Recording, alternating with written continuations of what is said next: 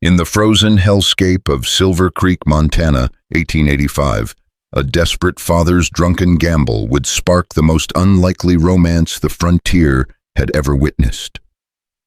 When Luther May dragged his daughter Chloe to the town square like livestock, the jeering crowd had no idea they were about to witness something that would shake their very souls. The mountain man Kent McKenna's thunderous declaration, "Stop, I'll buy that girl," would ignite a chain of events involving railroad barons, corrupt judges, and a love story that would prove even the most broken hearts can find redemption in the wilderness.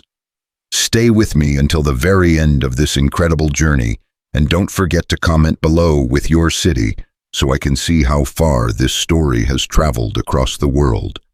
The wind howled through Silver Creek like the dying breath of winter itself, carrying with it the stench of desperation and the bitter taste of broken dreams.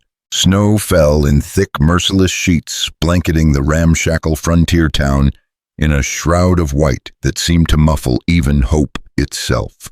It was February 14th, 1885, Valentine's Day. Though love was the furthest thing from anyone's mind in this God-forsaken corner of Montana territory, the wooden buildings creaked and groaned under the weight of ice and sorrow, their weathered facades bearing witness to countless tragedies that had unfolded in their shadows. Saloon doors swung open intermittently, releasing bursts of yellow lamplight and raucous laughter that died quickly in the frigid air. This was a town where dreams came to die, where hope froze solid before it could take root. But on this particular morning, Silver Creek was about to witness something that would etch itself into the collective memory of every soul present, a moment so shocking, so utterly unexpected, that it would be whispered about in hushed tones for generations to come. Luther May stumbled through the snow-covered main street, his breath forming ghostly clouds in the Arctic air. His clothes were stained with whiskey, and shame, his eyes bloodshot from another sleepless night spent drowning his sorrows at the Silver Dollar Saloon. Behind him, struggling to keep pace in the deep snow, walked his daughter Chloe. At 22 years old, Chloe May carried herself with a dignity that seemed almost supernatural given her circumstances. Her brown hair was pulled back severely, and her simple gray dress, the only decent one she owned, had been mended so many times it was more patch than original fabric. She was a large woman, soft and round, in a world that prized hardness and angles, and the cruel residents of Silver Creek had never let her forget it. "Pick up the pace, girl," Luther snarled over his shoulder, his words slurring together. "We ain't got all day, and them railroad men don't like to be kept waiting." Chloe's heart hammered against her ribs. She knew where they were headed, had known since she'd awakened to find her father counting silver coins with trembling, desperate fingers. The town square, the auction block, the place where livestock and property changed hands, where human dignity went to die. "Pa, please," she whispered, her voice barely audible above the wind. "There has to be another way. We could sell Ma's china or her wedding ring or—" "Shut your mouth." Luther whirled around, his face twisted with rage and self-loathing. "You think I want this? You think I want to parade my own flesh and blood like some prize heifer?" His voice cracked, and for a moment the mask of cruelty slipped, revealing the broken man beneath. "But I owe them railroad boys $500, and they ain't the forgiving type. You understand, they'll burn down the house with us in it if I don't pay." The house, the little cabin on the outskirts of town that had been in their family for 3 generations. The place where Chloe's mother, Sarah, had drawn her last breath just 6 months ago, whispering prayers and promises that everything would be all right. The place where Chloe had knelt beside her mother's deathbed and sworn on the family Bible that she would take care of her father no matter what, even if it meant sacrificing herself. They reached the town square just as the church bell chimed 9 o'clock. Already a crowd had gathered, ranchers, shopkeepers, drifters, and railroad men, all drawn by the promise of spectacle and the opportunity to witness someone else's humiliation. Their faces were hard and hungry, their eyes glittering with a cruelty that seemed to feed on suffering. At the center of the square stood the auction block, a crude wooden platform that had seen the sale of everything from cattle to mining claims. Today, it would host something far more precious and infinitely more heartbreaking. "Well, well, well," came a smooth, cultured voice from the crowd. "If it isn't Luther May, punctual as always when it comes to settling his debts." The crowd parted to reveal Harrison Blackwood, representative of the Continental Railroad Company.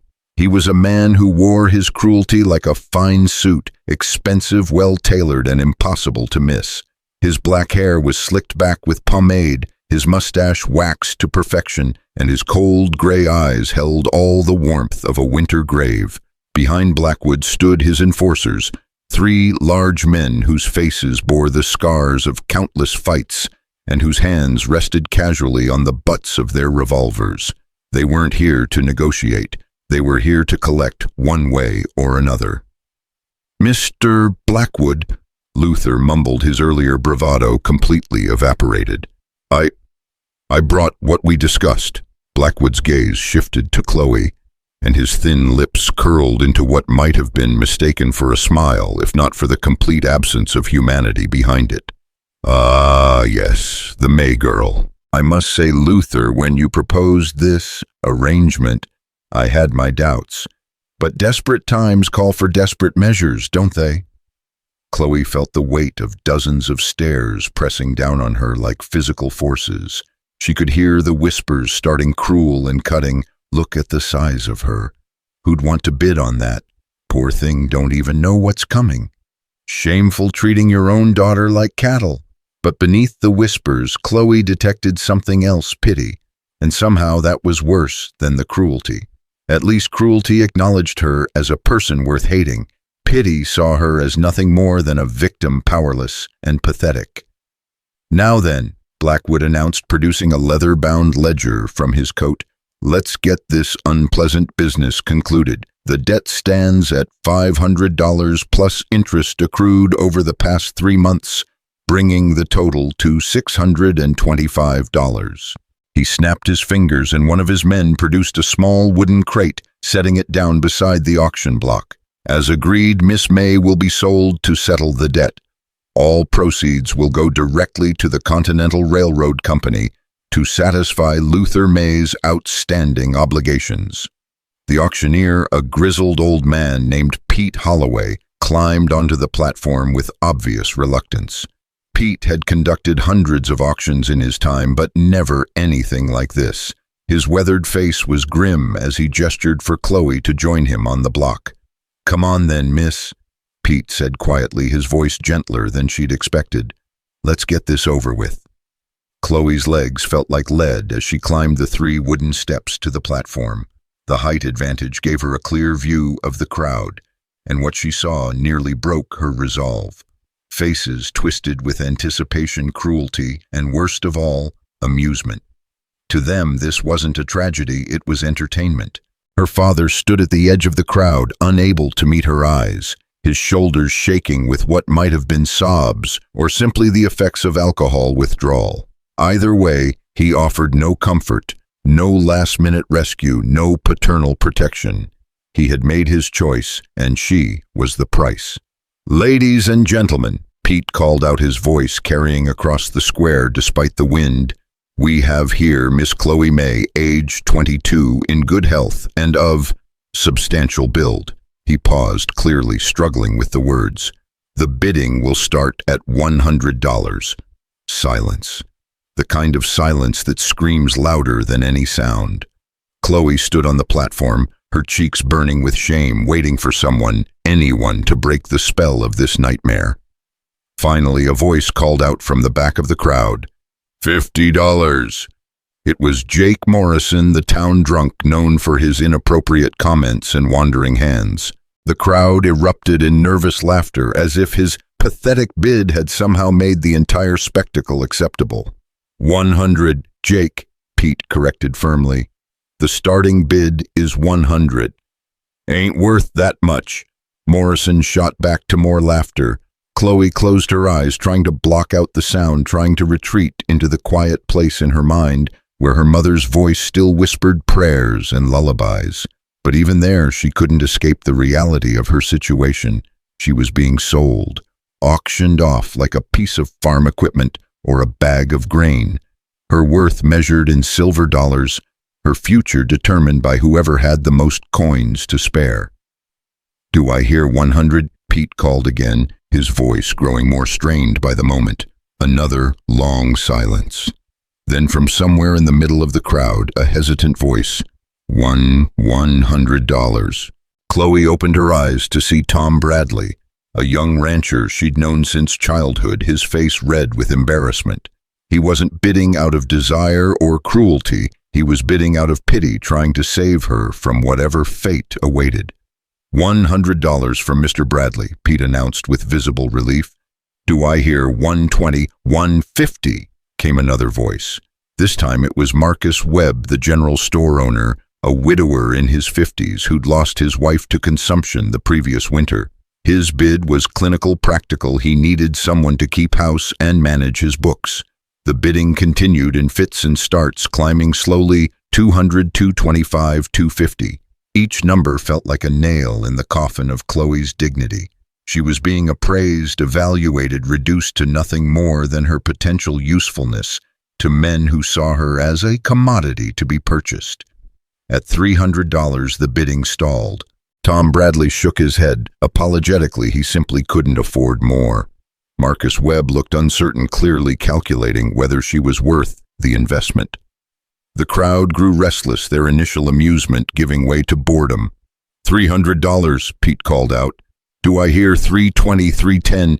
Anyone?" Blackwood stepped forward, his ledger still in hand. "I'm afraid this isn't going to be sufficient, Luther. The debt stands at over $600. If the bidding doesn't improve significantly, we'll have to explore alternative arrangements." The threat hung in the air like smoke from a funeral pyre.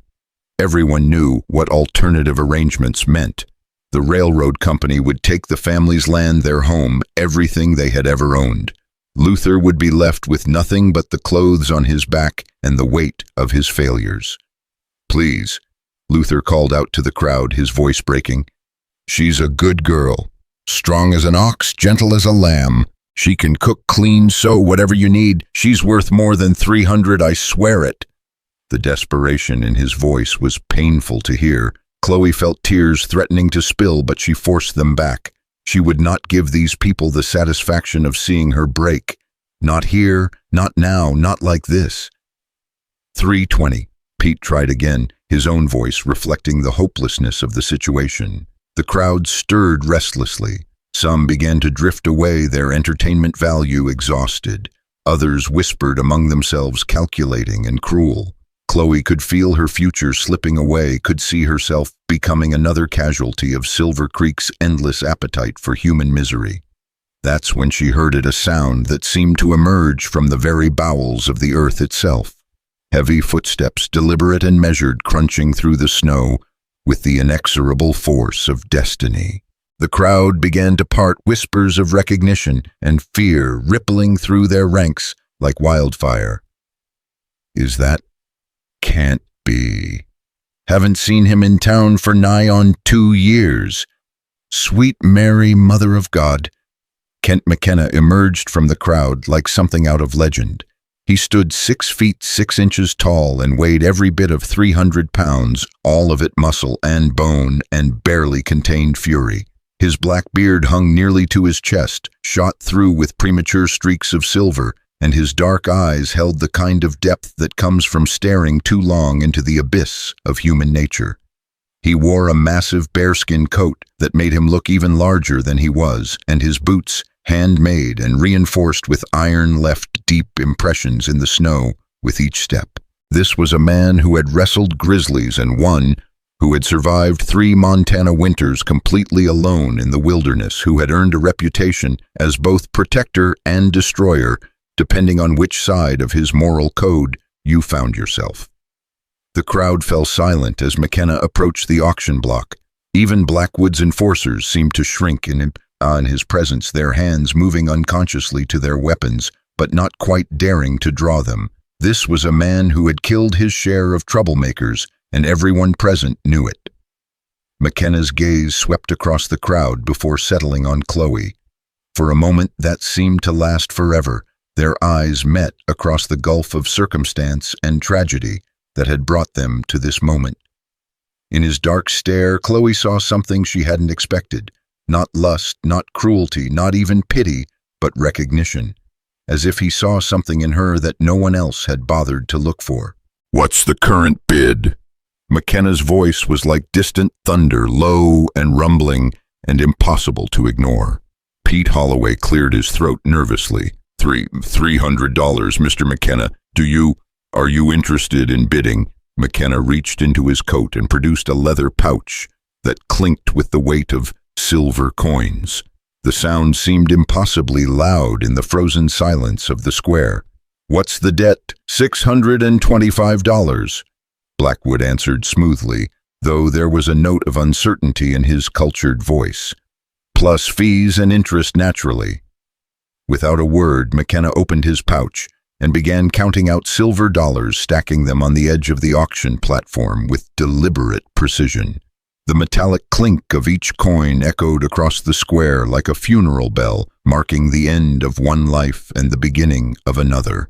100, 200, 300. The crowd watched in stunned silence as the stack grew higher. This wasn't just bidding, this was something else entirely. Something that transcended the crude economics of the auction block and entered the realm of the mythical. 400, 500, 600, Stop, Luther May suddenly cried out, his voice cracked and desperate. "You don't have to pay the full amount. The highest bidder wins, that's how auctions work." McKenna's hand paused over his coin pouch. Slowly, deliberately, he turned to face Luther, and the look in his eyes could have melted steel. "I ain't bidding, Luther. I'm buying. There's a difference." He turned back to his counting, adding the final $25 to complete the stack. Then, without ceremony, he scooped up the entire pile and handed it to Blackwood. $625. McKenna announced, his voice carrying to every corner of the square. "The debt is paid in full." Blackwood counted the money with practiced efficiency, his expression unreadable. "Indeed it is, Mr. McKenna. The transaction is complete." He gestured toward Chloe with mock gallantry. "She's all yours." The words hit Chloe like a physical blow. "She's all yours," as if she were a piece of property to be transferred from one owner to another, as if her thoughts, her feelings, her very humanity were irrelevant to the proceedings. McKenna climbed onto the platform with surprising grace for such a large man. Up close, he was even more intimidating. His presence seemed to fill the entire space, making everything else fade into insignificance. When he spoke, his voice was low enough that only she could hear. "Can you walk, miss?" The question caught her off guard. Not "come with me" or "you belong to me now" or any of the other commands she had expected. Simply, "Can you walk?" "Yes," she whispered, her voice barely audible. "Then let's go home." Home. The word struck her like lightning. Not to his place, not to his cabin, not to whatever fate awaited her in the mountains. Home. McKenna offered her his arm, not grabbing, not demanding, but offering, as if she still had choices, as if her consent still mattered. Numbly, she accepted the gesture, feeling the solid strength of his forearm beneath the thick fabric of his coat. Together they descended from the auction platform. The crowd parted before them like the Red Sea whispers, and speculation following in their wake. Some of the comments were crude, others sympathetic, but all of them seemed to come from very far away, as if she were hearing them through a thick fog. As they reached the edge of the square, McKenna paused and turned back to face the crowd. When he spoke, his voice carried the weight of absolute authority. "Anyone who has a problem with what happened here today can come find me up on Bear Mountain. You all know where I live." His gaze swept across the assembly, lingering on Blackwood and his enforcers. "But understand this, she's under my protection now. Anyone who troubles her troubles me, and I ain't nearly as forgiving as the good Lord." The threat hung in the air like morning mist, understood by everyone present. Kent McKenna's protection was legendary in these parts, as absolute as it was dangerous. Those who earned it found themselves safer than if they'd been blessed by angels. those who violated it, well, their bodies were usually found come spring thaw, if they were found at all. Without another word, McKenna led Chloe away from the square, away from the whispers and stares, away from the worst moment of her life. Their footsteps crunched rhythmically in the snow as they walked through the narrow streets of Silver Creek, past shuttered windows and curious faces peering from doorways. Chloe's mind reeled with questions and fears. Who was this man who had appeared like some mythical figure to purchase her freedom or her bondage? What did he want from her? What would he expect in return for his unexpected intervention? She had heard stories about Kent McKenna, whispered tales that painted him as everything from a guardian angel to a brutal savage, depending on who was telling them. They reached the edge of town where McKenna's horse waited, a massive black stallion that seemed perfectly suited to its equally imposing master. The animal snorted and pawed at the ground, its breath forming clouds in the frigid air. McKenna helped her mount behind him with surprising gentleness, as if he understood that she was operating in a state of shock and needed to be handled with care. Once she was settled, he swung up into the saddle with fluid motion and urged the horse forward into the wilderness. As Silver Creek disappeared behind them, swallowed by snow and distance, Chloe found herself facing an uncertain future with a man she didn't know, heading toward a destination she had never seen. The only thing she knew for certain was that her old life was over, burned away like so much kindling in the fire of her father's desperation. The mountain man who had bought her rode in silence, his broad shoulders blocking most of the wind as they climbed higher into the wilderness. Behind them, the town of Silver Creek grew smaller and smaller until it vanished entirely, taking with it everything she had ever known. What lay ahead remained a mystery, but one thing was certain: Kent McKenna had not just bought her at that auction. He had changed the course of her entire existence, for better or worse. And as they rode deeper into the snow-covered wilderness, Chloe May began the most dangerous journey of her life, learning to trust the stranger who now held her fate in his calloused, gentle hands. The first chapter of their unlikely story had ended with silver coins and public humiliation.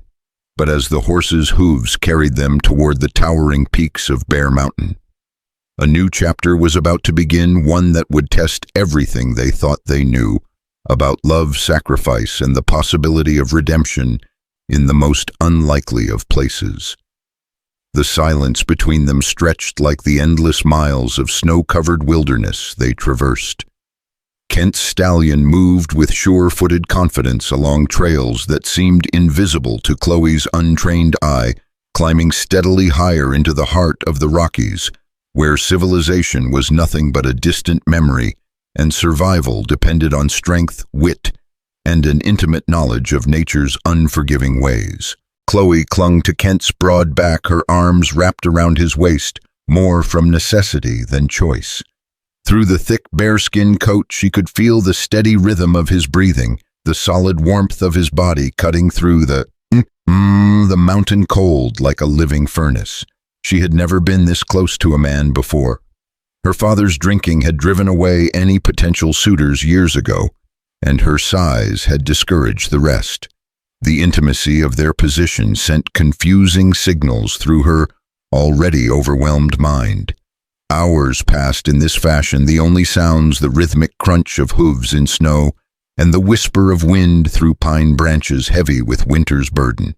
The sun, what little of it filtered through the gray clouds, began its descent toward the western peaks, casting long shadows across the mountainside and bringing with it the promise of temperatures that could kill the unprepared.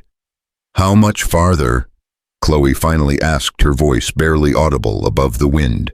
"Not far now," Kent replied without turning. His voice carried easily despite the weather, as if he were accustomed to making himself heard over nature's symphony. "You cold?" It was such a simple question, asked with such genuine concern, that it nearly brought tears to her eyes. After the humiliation of the auction, after being treated like livestock and sold to the highest bidder, this small kindness felt like a miracle. "A little," she admitted, though in truth she was chilled to the bone. Her thin shawl offered little protection against the mountain wind, and her simple dress, adequate for town life, was laughably insufficient for this hostile environment. Without a word, Kent reached back and pulled a thick woolen blanket from his saddlebags, wrapping it around her shoulders while never losing his grip on the reins. The blanket smelled of wood smoke and pine needles of leather, and something indefinably masculine that made her feel strangely safe, despite her circumstances. "Thank you," she whispered. He nodded once, a gesture she felt more than saw, and urged the horse onward. Something in that simple exchange, the offering of warmth, the quiet acceptance of gratitude, began to chip away at the wall of fear she had built around her heart since leaving Silver Creek. This man, this legendary figure who had purchased her like a piece of property, was showing her more consideration than anyone had in months.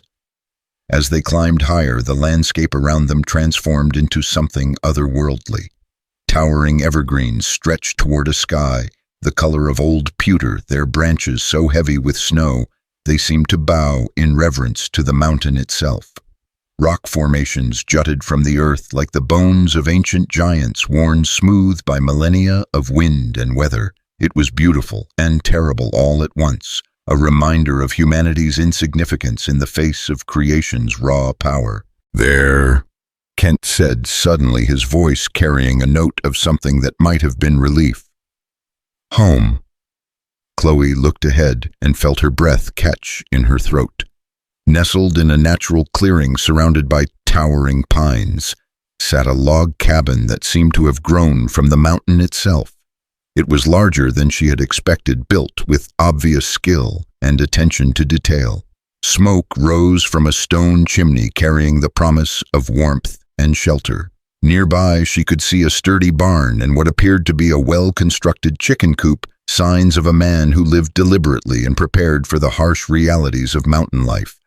But it was the setting that truly took her breath away. The cabin sat on a small plateau that offered sweeping views of the valley below and the mountains beyond. Even in winter's grip, she could see the beauty of this place, the way the light played across the snow-covered peaks. The perfect silence that spoke of true solitude, the sense of being completely removed from the world's cruelties and complications. "It's beautiful," she said, and meant it. Kent dismounted and helped her down, his large hands, gentle but firm as they steadied her on the snow-packed ground. Up close, she could see details that had been hidden during their ride, the way his dark eyes crinkled slightly at the corners. When she spoke, the careful way he moved his massive frame to avoid making her feel crowded or threatened, the competent efficiency with which he began tending to his horse.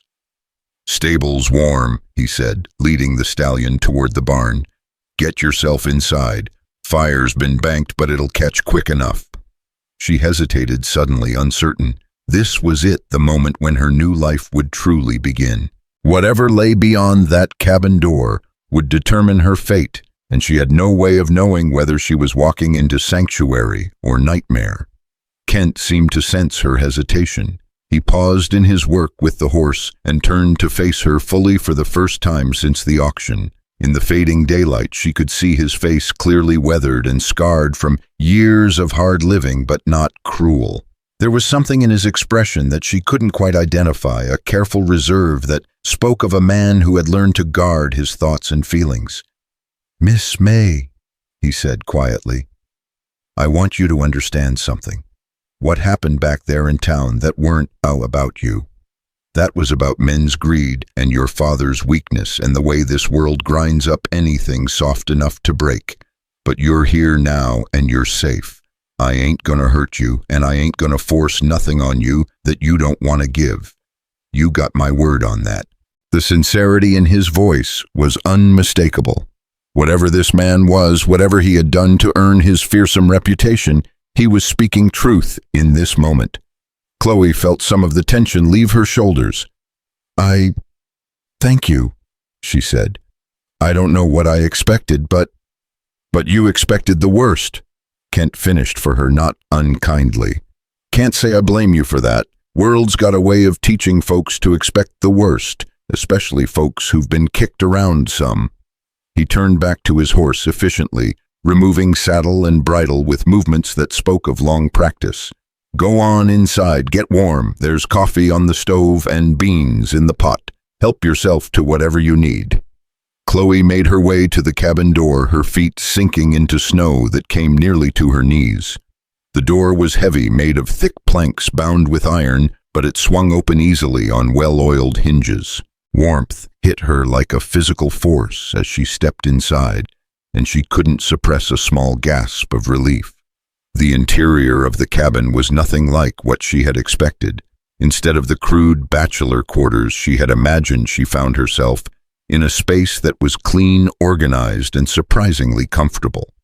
The main room featured a massive stone fireplace where embers glowed like jewels in the gathering darkness. Handmade furniture, a sturdy table, 2 chairs, a bookshelf filled with well-worn volumes, spoke of a man who valued both function and comfort. Oil lamps provided steady, warm light, and she could see that every surface was meticulously clean. But it was the small details that truly surprised her. A quilt draped over the back of one chair, its pattern intricate and beautiful. Wildflowers dried now, but carefully preserved, arranged in a glass jar on the table. A Bible sitting open beside the fireplace, its pages worn from frequent reading. These were not the possessions of the savage hermit the town's gossips had described, but of a man who appreciated beauty and sought comfort in simple things. She moved deeper into the room, drawn by the warmth of the fire and the promise of hot food. The kitchen area was equally impressive: shelves lined with preserved goods, a wood-burning stove that radiated heat, copper pots hanging from hooks, with the kind of care that spoke of a man who took pride in his domestic arrangements. A pot of beans simmered on the stove, filling the air with rich, savory aromas that made her stomach clench with sudden hunger. She realized she hadn't eaten since Dawn had been too nervous and frightened to take the breakfast her father had offered with shaking hands and bloodshot eyes. She ladled beans into a bowl she found in the cupboard, poured herself coffee from the pot that stayed warm on the back of the stove, and settled into one of the chairs near the fire. The food was simple but well prepared, seasoned with herbs she couldn't identify, but that tasted of mountain meadows and summer sun. The coffee was strong and black, warming her from the inside out. As she ate, she found herself studying the cabin with growing curiosity. This was clearly the home of a man who lived deliberately, who had created order and beauty in the midst of wilderness.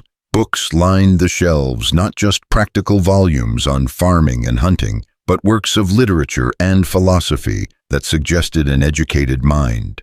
A chess set sat on a small table near the window, the pieces carved from dark and light wood with obvious skill. The front door opened, bringing with it a gust of cold air and the massive figure of Kent McKenna. He stamped the snow from his boots and shrugged out of his heavy coat, hanging it on a peg near the door. Underneath, he wore a simple wool shirt and dark pants, clothing that emphasized rather than concealed his imposing size. "Horse is settled," he said, moving to the stove to pour himself coffee.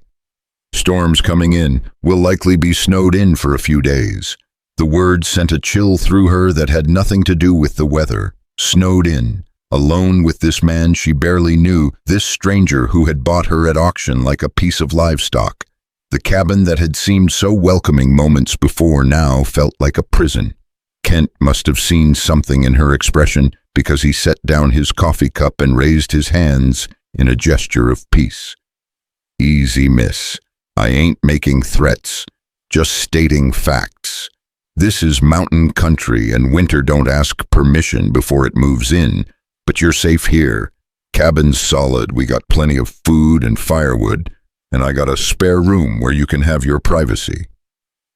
A spare room. The relief was so intense it nearly made her dizzy. She had been imagining the worst, sharing his bed, being forced into intimacies. She wasn't ready for becoming nothing more than property, to be used at his whim. But a spare room meant privacy, meant dignity, meant the possibility that this arrangement might be something other than the nightmare she had feared. That's "That's very kind of you," she managed. Kent settled into the chair across from her, his massive frame making the sturdy furniture look delicate by comparison. In the lamplight, she could see his face more clearly, the network of scars that spoke of a hard life, the premature gray in his black hair, the lines around his eyes that could have come from squinting into mountain sun or from years of accumulated pain. "Tell me about yourself, Miss May," he said quietly. "What you like to do, what you're good at, what makes you happy. I know this ain't exactly a normal situation we find ourselves in, but I figure we ought to get to know each other some if we're going to be sharing space." The question caught her off guard. When was the last time anyone had asked what made her happy? When had anyone shown interest in her thoughts, her preferences, her inner life? For months, she had been nothing but a burden to her father, a mouth to feed when money was scarce, a reminder of responsibilities he couldn't handle.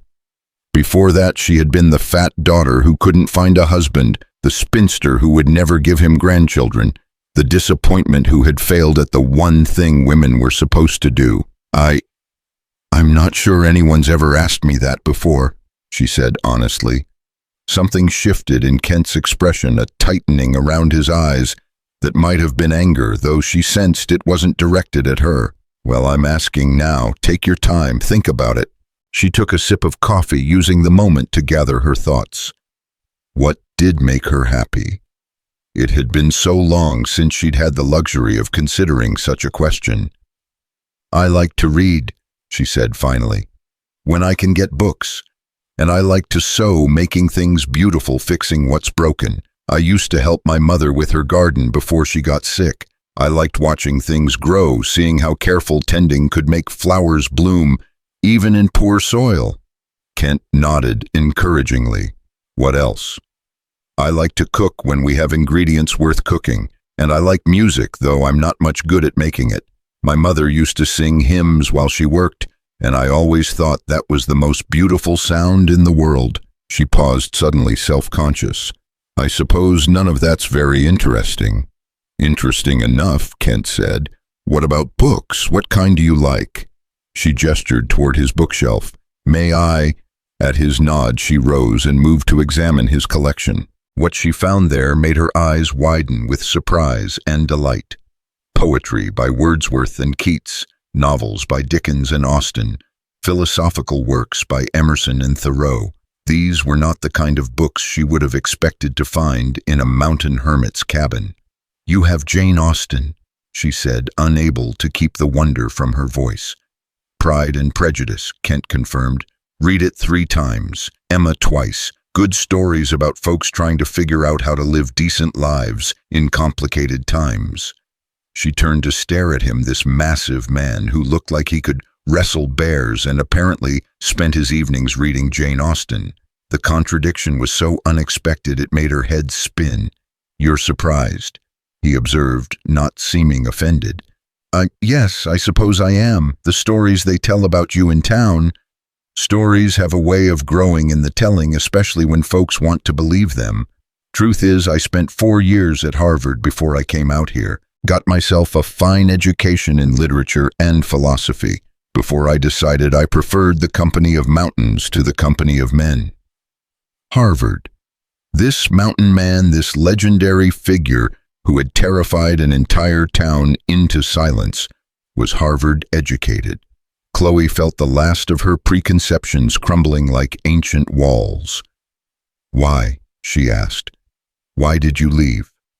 Kent was quiet for a long moment, staring into the fire with eyes that seemed to be seeing something far away and long ago.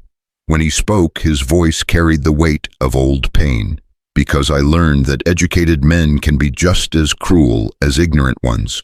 Sometimes more so because they got fancy words to dress up their cruelties. I came out here looking for something honest, clean air, clean water, clean living. Found it too, mostly." He looked up at her then, and she saw something in his expression that made her breath catch.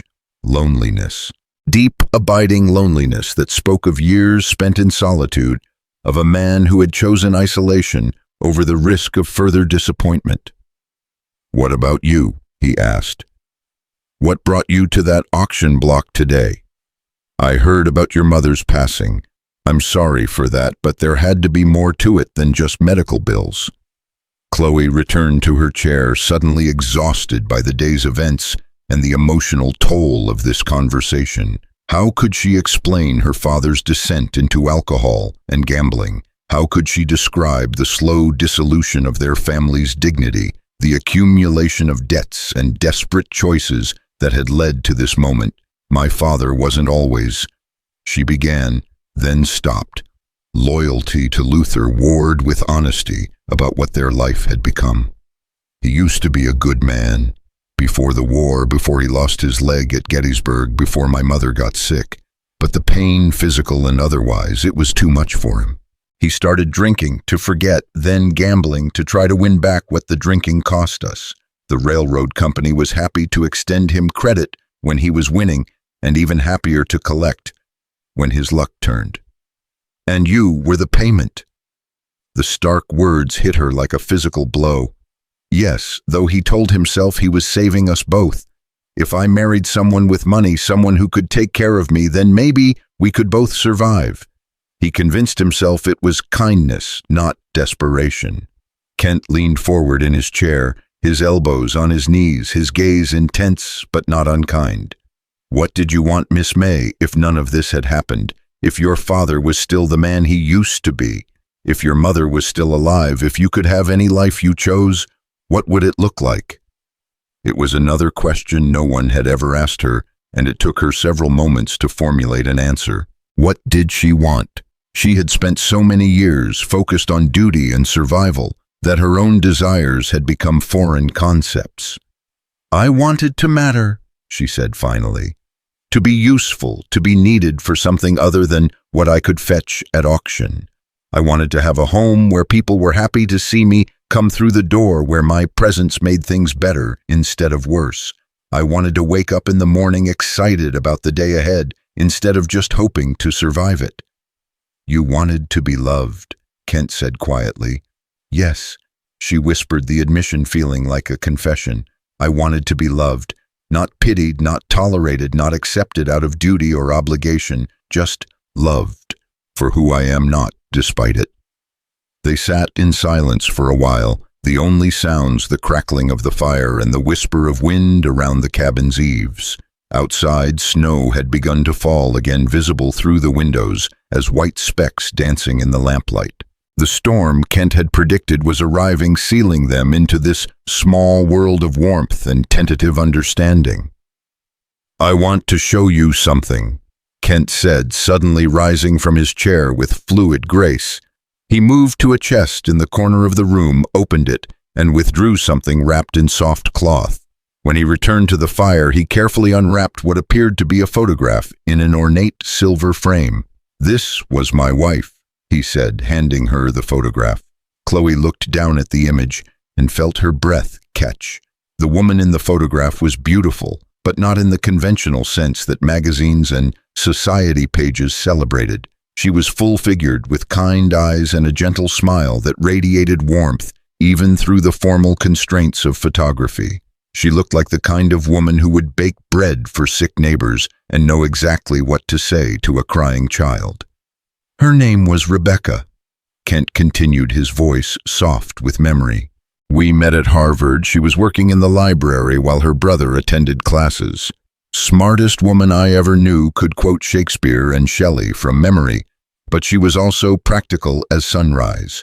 Could doctor animals, grow vegetables in poor soil, make a house feel like home just by walking through the door. She's lovely, Chloe said honestly. She was. We had 2 years together before the fever took her, best 2 years of my life, and the reason I know what real love looks like. He paused, his gaze moving from the photograph to Chloe's face. Real love don't care about size or shape or what other folks think is beautiful. Real love sees straight through to the soul and decides that's the place it wants to live. Chloe felt tears threatening and blinked them back. Why are you telling me this? Because I want you to understand something. What happened today, me buying you at that auction, it wasn't about owning you or having power over you. It was about seeing something in you that reminded me of her. The same dignity, the same strength that don't advertise itself but shows up when it's needed. The same capacity for kindness even when the world ain't been kind back. He reached over and gently took the photograph from her hands, cradling it like something precious. I ain't looking to replace Rebecca, can't nobody do that. But I've been alone up here for 3 years, and loneliness is a cold companion in winter. Maybe we can help each other, Miss May. Maybe we can build something together that honors both our losses and gives us both a reason to be grateful for tomorrow. The offer hung between them like a bridge across a chasm, fragile, uncertain, but real. Chloe stared into the fire, trying to process everything that had happened in the span of a single day. This morning she had awakened in her father's house, facing the prospect of being sold like livestock. Now she sat in a warm cabin with a man who read Jane Austen and spoke of love with the reverence of someone who had found and lost the real thing. "What would you expect from me?" she asked carefully. "Honesty," Kent replied without hesitation. "Companionship when you feel like giving it, solitude when you need it. Help with the cooking and cleaning if you're willing, though I've been managing on my own well enough. Mostly, I'd expect you to figure out who you want to be when nobody's telling you what that should look like. And if I can't, if I'm just not enough." Kent set the photograph aside and leaned forward, his dark eyes serious. "Miss May, let me tell you something about enough. I seen men who thought they were everything the world wanted, handsome, rich, educated, smooth-talking, who turned out to be empty as a broken water barrel. And I seen folks who thought they weren't worth the powder to blow them up, who had more heart and courage than a cavalry regiment. You got something in you that made you stand up on that auction block with your head high when other folks would have crumbled. That's enough for me. Question is it enough for you?" Outside, the wind picked up, sending snow spiraling past the windows in thick white curtains. The storm was settling in for the night, creating a cocoon of isolation around the cabin. Tomorrow would bring new challenges, new questions, new opportunities to define what their relationship might become. But for now, in the warm circle of firelight, they had taken the first tentative steps toward understanding. "I'd like to try," Chloe said finally. "I don't know what I have to offer or whether I can be what you're hoping for, but I'd like to try." Kent smiled, then the first genuine smile she had seen from him, and it transformed his entire face. The harsh lines softened, the guarded expression gave way to something approaching warmth, and for a moment she caught a glimpse of the man Rebecca had fallen in love with. "That's all anyone can do," he said. "Try and see what grows from the trying." He stood and moved to the window, peering out at the swirling snow. "Storm's getting worse. We'll be snowed in for at least 3 days, maybe more. Good thing I stocked up on supplies when I was last in town." He turned back to her with a slight grin. "Hope you like chess, Miss May. We're going to have plenty of time to get acquainted." As if summoned by his words, a particularly strong gust of wind rattled the windows and sent snow cascading from the roof with a sound like distant thunder. The cabin creaked but held steady, a testament to Kent's skill as a builder and his understanding of mountain weather. "I should show you to your room," he said, lifting an oil lamp from the table. "Let you get settled before the fire burns down." He led her through a doorway into a smaller room that had clearly been prepared for a guest. A bed with a thick mattress and warm quilts, a washstand with fresh water, a small dresser, and even a chair by the single window. It was simple but comfortable, and most importantly, it was private, a space where she could retreat and process the day's overwhelming events. "There's extra blankets in the chest if you need them," Kent said, setting the lamp on the dresser. "Chamber pots under the bed, though. There's a proper outhouse about 20 yards behind the cabin if you prefer. Just follow the rope I strung from the back door. Easy to get lost in a storm like this." "Thank you," she said, "for everything. I know this must be strange for you too." Kent paused in the doorway, his large frame silhouetted against the light from the main room. "Strange, yes, but not unwelcome. Been a long time since this place felt like anything more than just a place to sleep." After he left, closing the door softly behind him, Chloe sat on the edge of the bed and tried to make sense of her new reality. This morning she had been Chloe May, the spinster daughter of a drunk destined for either a loveless marriage to whoever would have her or a lifetime of caring for a father who resented her very existence.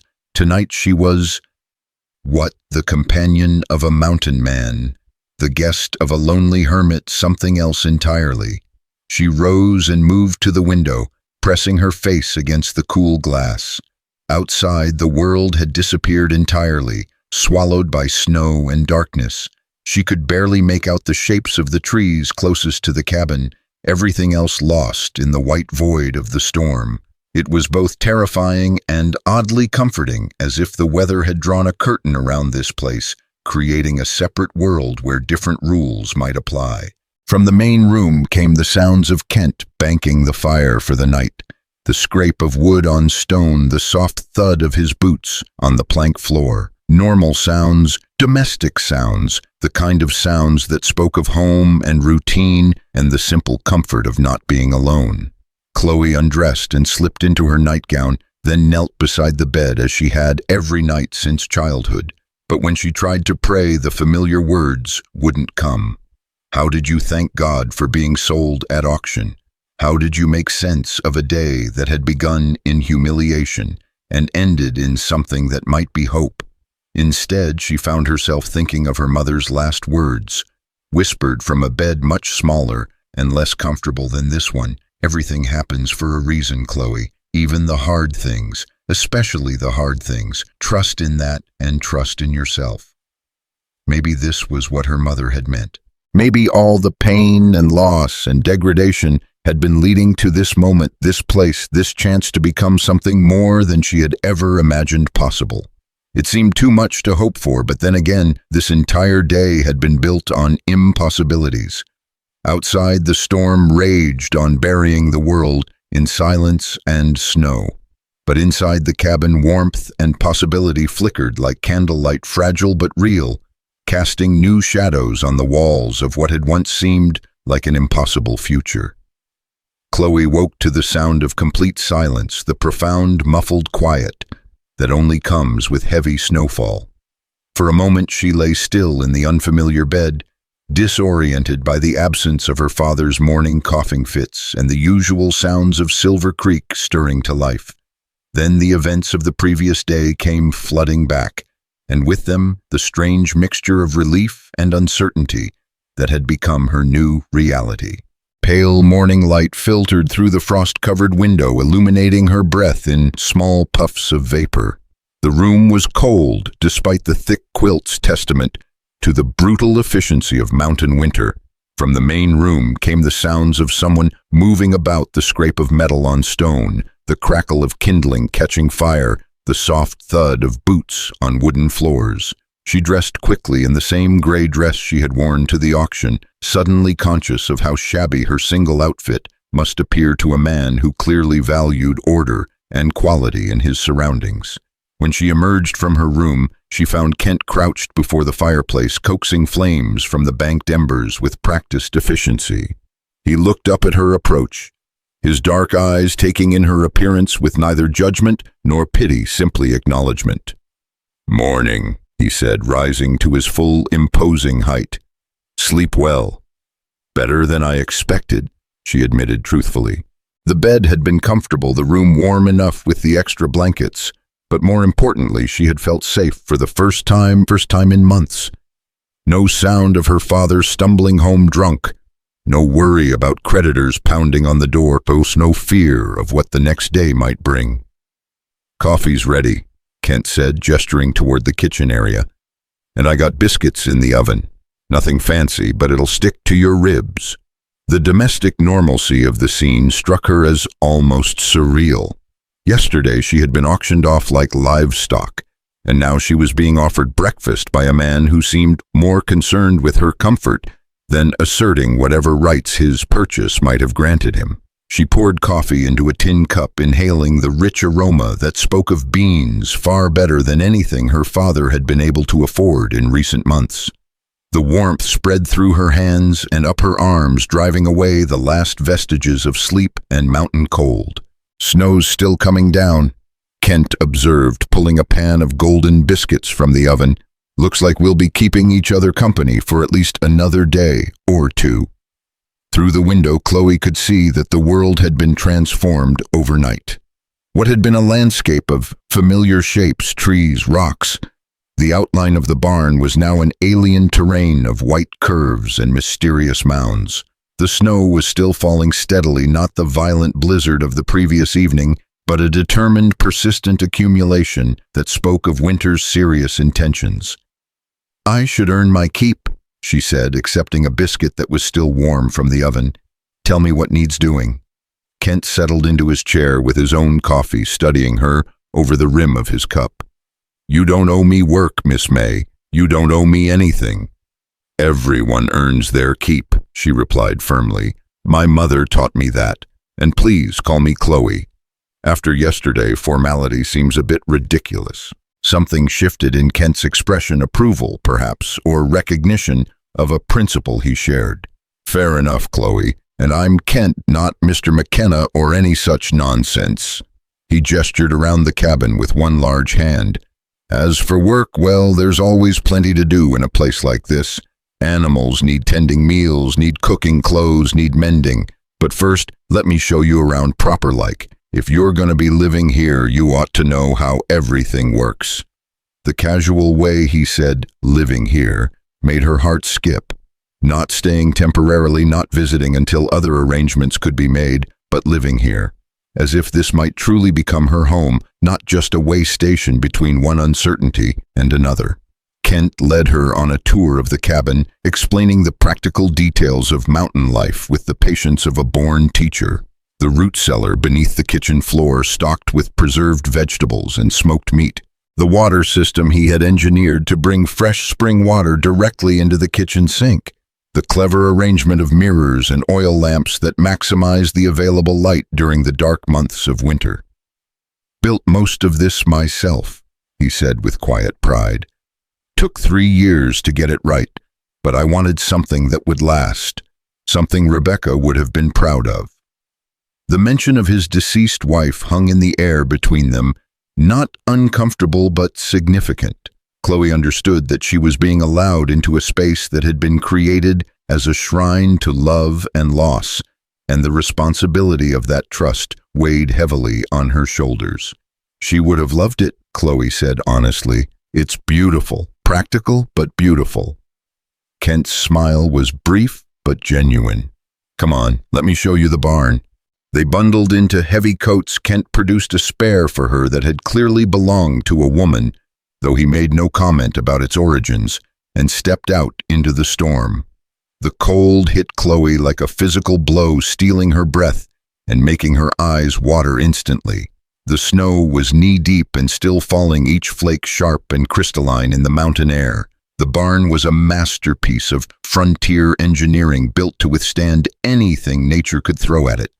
Inside, the air was noticeably warmer, heated by the body warmth of the animals and insulated by the thick log walls. Kent's stallion Goliath stood in a spacious stall, munching hay with the contentment of a creature that knew itself well cared for. Nearby, a milk cow regarded them with placid curiosity, and chickens pecked and strutted in a separate enclosure that protected them from both weather and predators. "Goliath there is spoiled rotten," Kent said, patting the massive horse's neck with obvious affection. "Bessie gives enough milk for both of us, and the chickens keep us in eggs year-round. Not a bad life for any of us." Chloe watched him tend to the animals with gentle efficiency, speaking to each in the low, soothing tones that marked a man comfortable in their company. It occurred to her that this was probably the longest conversation Kent had had with another human being in months, yet he showed no signs of the social awkwardness she might have expected from a hermit. "You're not what I expected," she said, as they made their way back to the cabin through the driving snow. "What did you expect?" "I don't know. Someone more savage, I suppose. The stories they tell about you in town." Kent chuckled a sound like distant thunder. Let me guess, that I eat raw meat and howl at the moon that I've killed more men than smallpox. Something like that. Well, the men I've killed deserved it, and I prefer my meat cooked. His tone was matter-of-fact, neither boastful nor apologetic. Folks in town need their bogeyman Chloe. Makes them feel better about their own failings if they can point to someone who's supposedly worse. They shed their coats and boots in the entryway, and Chloe found herself grateful for the cabin's warmth after even that brief exposure to the mountain winter. As they settled back by the fire with fresh coffee, she decided to voice the question that had been nagging at her since the previous evening. "Why did you really buy me yesterday?" she asked. "And don't say it was just kindness. Nobody spends that much money on kindness." Kent was quiet for a long moment, staring into the flames with eyes that seemed to be seeing something far away. When he spoke, his voice carried the weight of careful honesty. "Because I recognized something in you that I hadn't seen in a long time. The way you stood up there on that platform, scared but not broken, ashamed but not defeated. It reminded me of Rebecca when I first met her." He looked up at Chloe, then his gaze direct and unflinching. She'd been told her whole life that she wasn't pretty enough, smart enough, worth enough to matter, but she had this fire inside her, this refusal to let the world's cruelty make her cruel in return. You got that same fire. "I don't feel very fiery," Chloe admitted. "I feel more like ashes most days. Ashes can be stirred back to flame if they're tended right." The words settled between them like a promise, fragile but real. Outside, the wind picked up again, sending snow cascading from the roof with sounds like distant applause. They were truly isolated now, cut off from the world by weather and distance, forced to define their relationship without the complications of outside expectations or interference. "Teach me to play chess," Chloe said suddenly. Kent raised an eyebrow. "Chess? You said we'd have time to get acquainted. And you have that beautiful set by the window. I've always wondered about it, but nobody ever offered to teach me." "Chess isn't exactly a ladylike pursuit," Kent observed, though his tone suggested amusement rather than disapproval. "Good thing I was never much of a lady." Kent's laugh was rich and genuine, transforming his entire face. "All right then, chess it is. But I warn you, I don't believe in letting folks win just to be nice. You'll have to earn every victory." They moved to the small table by the window where the chess set sat like a work of art. The pieces were carved from contrasting woods, dark walnut and light maple, with a level of detail that spoke of hours of careful craftsmanship. "Did you make these?" Chloe asked, running her fingers over a knight's intricately carved mane. "Winter project a few years back. Gets lonely up here when the snow's deep and a man needs something to keep his hands busy." As Kent explained the rules and movements of each piece, Chloe found herself drawn into the game's elegant complexity. It was like a miniature war fought with ceremony and intelligence rather than brute force, a battle where strategy mattered more than strength, where careful planning could overcome seemingly impossible odds. "The queen is the most powerful piece," Kent explained, positioning the carved figure at the center of the board. "She can move any direction, any distance, limited only by the pieces in her path. But she's also vulnerable because she's so valuable. Lose your queen carelessly, and the game's as good as over." "Like life," Chloe observed. "Exactly like life." They played 3 games that first afternoon, and Kent soundly defeated her in each one. But Chloe was a quick learner, and by the 3rd game she was beginning to see the patterns, to understand the way pieces worked together to control the board. More importantly, she was beginning to understand Kent himself, the way his mind worked. The careful deliberation he brought to every decision, the respect he showed for an opponent, even when victory was certain. "You're getting better," he said, after capturing her king for the 3rd time. "Few more games, and you'll be giving me real competition." "Few more games, and I might actually enjoy losing," Chloe replied with a laugh that surprised them both. That evening, as they sat by the fire sharing a simple dinner of venison stew and cornbread, Chloe felt something she hadn't experienced in years: contentment. Not happiness exactly, but a sense of rightness, of being exactly where she belonged at exactly the right moment. The storm continued to rage outside, but within the cabin's walls, warmth and companionship created a sanctuary that felt almost sacred. "Tell me about Harvard," she said as they cleaned up after dinner. What was it like? Kent dried the dishes. She washed his movements, economical and practiced. Lots of young men convinced they knew everything about everything, mostly. Some good professors who actually did know a few things worth learning. I studied literature and philosophy, figured I'd become a teacher or maybe a writer. What changed your mind? The war, Kent said simply. Everything changed after the war. Chloe waited, sensing there was more to the story, but unwilling to push for details he might not be ready to share. Outside, a particularly strong gust of wind rattled the windows, reminding them of the storm's continued presence. "I enlisted right after Fort Sumter," Kent continued after a moment. "Thought it would be glorious, thought we'd whip the rebels in a few months and come home heroes. Took 4 years and more blood than you can imagine to learn how wrong I was." "Where did you serve?" "All over. Bull Run, Antietam, Gettysburg, Cold Harbor. Places where boys went to die and men learned what hell looks like."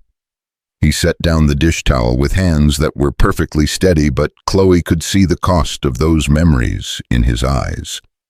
"When it was over, I tried to go back to Boston, back to my books and my comfortable life. But I couldn't unsee what I'd seen, couldn't unknow what I'd learned about what men are capable of doing to each other." "So you came west?" "So I came west. Found Rebecca, built this place, tried to create something clean and simple after all that complexity and horror." He turned to face her fully, his expression serious. "That's why I can't abide cruelty, Chloe. Why what happened to you yesterday made me so angry. I seen enough suffering to last 10 lifetimes. Don't have the stomach to watch it happen when I got the power to stop it."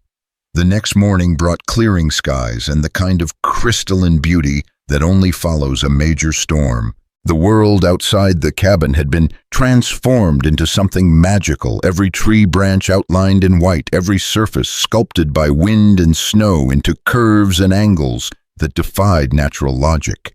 The sun, when it finally appeared through the breaking clouds, turned the entire landscape into a cathedral of light and shadow. "Beautiful, isn't it?" Kent said, joining Chloe at the window where she stood mesmerized by the view. "I've never seen anything like it. It's like a fairy tale." "Fairy tale with teeth," Kent observed. "All that beauty could kill you in an hour if you weren't prepared for it. That's the thing about mountains, they don't care about your convenience or your schedule. They operate by their own rules, and you either learn to respect those rules or you don't survive." They spent the morning digging out from the storm, Kent wielding a shovel, with the same easy competence he brought to everything else, while Chloe cleared snow from the chicken coop and barn doors. The work was hard but satisfying, and she found herself enjoying the burn in her muscles and the bite of cold air in her lungs. "You're stronger than you look," Kent observed as they took a break for coffee and biscuits. "Had to be. Ma was sick for over a year before she passed, and Pa wasn't much help toward the end. I did most of the heavy work around our place. Shows in how you carry yourself. Most folks from town move like they're afraid of breaking something. You move like you know your own strength." It was the first time anyone had ever suggested she might be strong rather than simply large, and the compliment warmed her more than the hot coffee. Back in Silver Creek, her size had been a source of constant shame and comment. Here, with Kent, it was simply a fact to be acknowledged, and perhaps even appreciated. The afternoon brought an unexpected visitor. They were inside playing another game of chess when Goliath's whinny from the barn alerted them to someone's approach. Kent rose immediately, his hand moving instinctively to the rifle that hung above the fireplace. "Stay inside," he told Chloe, his voice carrying an authority that brooked no argument. Through the window, she watched him wade through the deep snow toward the approaching figure. It was a man on horseback hunched against the cold and clearly struggling to make progress through the drifts. As he drew closer, Chloe recognized him with a shock of surprise and concern. It was Dr. Samuel Morrison, Silver Creek's only physician, and one of the few men in town who had ever shown her genuine kindness. He was also, she realized with growing alarm, the only person who would brave the mountain trails in such weather unless driven by desperate necessity. Kent and the doctor spoke for several minutes in the yard, their conversation too distant for her to overhear, but clearly serious in nature. Finally, Kent gestured toward the cabin, and both men began making their way through the snow toward the door. "Doc Morrison," Kent announced as they entered, stamping snow from their boots, "says he's got urgent business to discuss." Dr. Morrison was a small, neat man in his 60s, whose gentle demeanor disguised a backbone of steel forged in years of frontier medicine.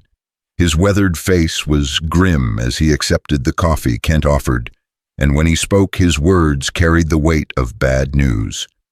"Miss May," he said, inclining his head respectfully, "I'm glad to see you're well. I was concerned about you after yesterday's events." "Thank you, Doctor. That's kind of you to say."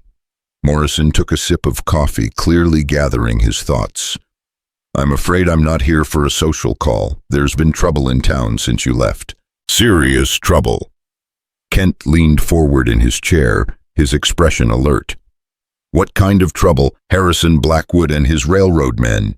They're claiming the auction was illegal, that Luther didn't have the right to sell his daughter to settle his debts. They're saying the whole transaction was fraudulent and demanding that Miss May be returned to town for re-evaluation." The words hit Chloe like a physical blow. After 2 days of peace, of beginning to believe that her nightmare might truly be over, the specter of her past was reaching out to drag her back into humiliation and worse. "On what grounds?" Kent's voice was dangerously quiet. "They claim Luther was too intoxicated to make legal decisions, that the debt was artificially inflated through illegal interest rates, and that selling a human being constitutes slavery, which has been illegal since the Emancipation Proclamation." Morrison paused, his expression troubled. "Of course, those same arguments could have been made before the auction if they'd wanted to stop it. The fact that they're making them now suggests other motives." "What kind of other motives?" Chloe asked, though she suspected she already knew the answer. Morrison exchanged a meaningful look with Kent before answering.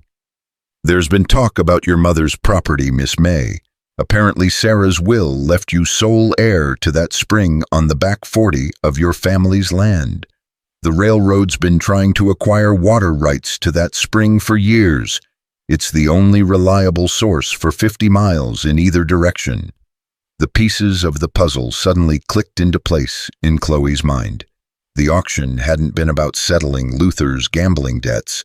It had been about separating her from her inheritance. With her publicly humiliated and sold off to the highest bidder, the railroad could have easily pressured Luther into signing over the water rights for whatever pittance they chose to offer. But Kent's unexpected intervention had disrupted their plan, and now they were scrambling to find another way to achieve their goals. "So they want her back in town where they can control the situation," Kent said, his voice carrying the rumble of distant thunder. "That's my reading of it," Morrison confirmed. "Judge Patterson's agreed to hold a hearing day after tomorrow to determine the legality of the auction and Miss May's current status. Blackwood's hired a lawyer from Denver, fancy fellow, with a reputation for getting railroad companies what they want." "And if they win," Chloe asked, though she dreaded the answer, "then you'll be declared a ward of the court until your legal status can be determined, which likely means Blackwood gets temporary custody and your father gets pressured into signing over those water rights to pay for your care and upkeep." The elegant trap was becoming clear. Whether the auction was legal or not, Blackwood would find a way to control her fate, and through her gain access to the one thing that could make the Continental Railroad's western expansion profitable. "There's more," Morrison continued reluctantly. "Luther's disappeared, Nobody's seen him since the morning after the auction. Some folks think he ran off with guilt. Others think Blackwood's people might have helped him disappear to prevent him from testifying on your behalf." Kent rose from his chair with fluid motion, moving to the window to stare out at the snow-covered landscape. When he spoke, his voice carried the weight of absolute determination. "They can hold all the hearings they want.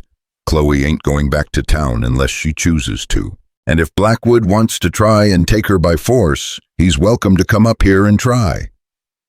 "Kent," Morrison said carefully, "they've got the law on their side now. Judge Patterson's issued a warrant for your arrest on charges of kidnapping and interference with legal proceedings. They've also got a dozen armed men ready to enforce that warrant. Let them come." The simple words carried more menace than any threat Chloe had ever heard. Kent turned from the window, and she saw something in his expression that reminded her why his reputation struck fear into the hearts of grown men. This was not the gentle chess teacher or the considerate host she had come to know.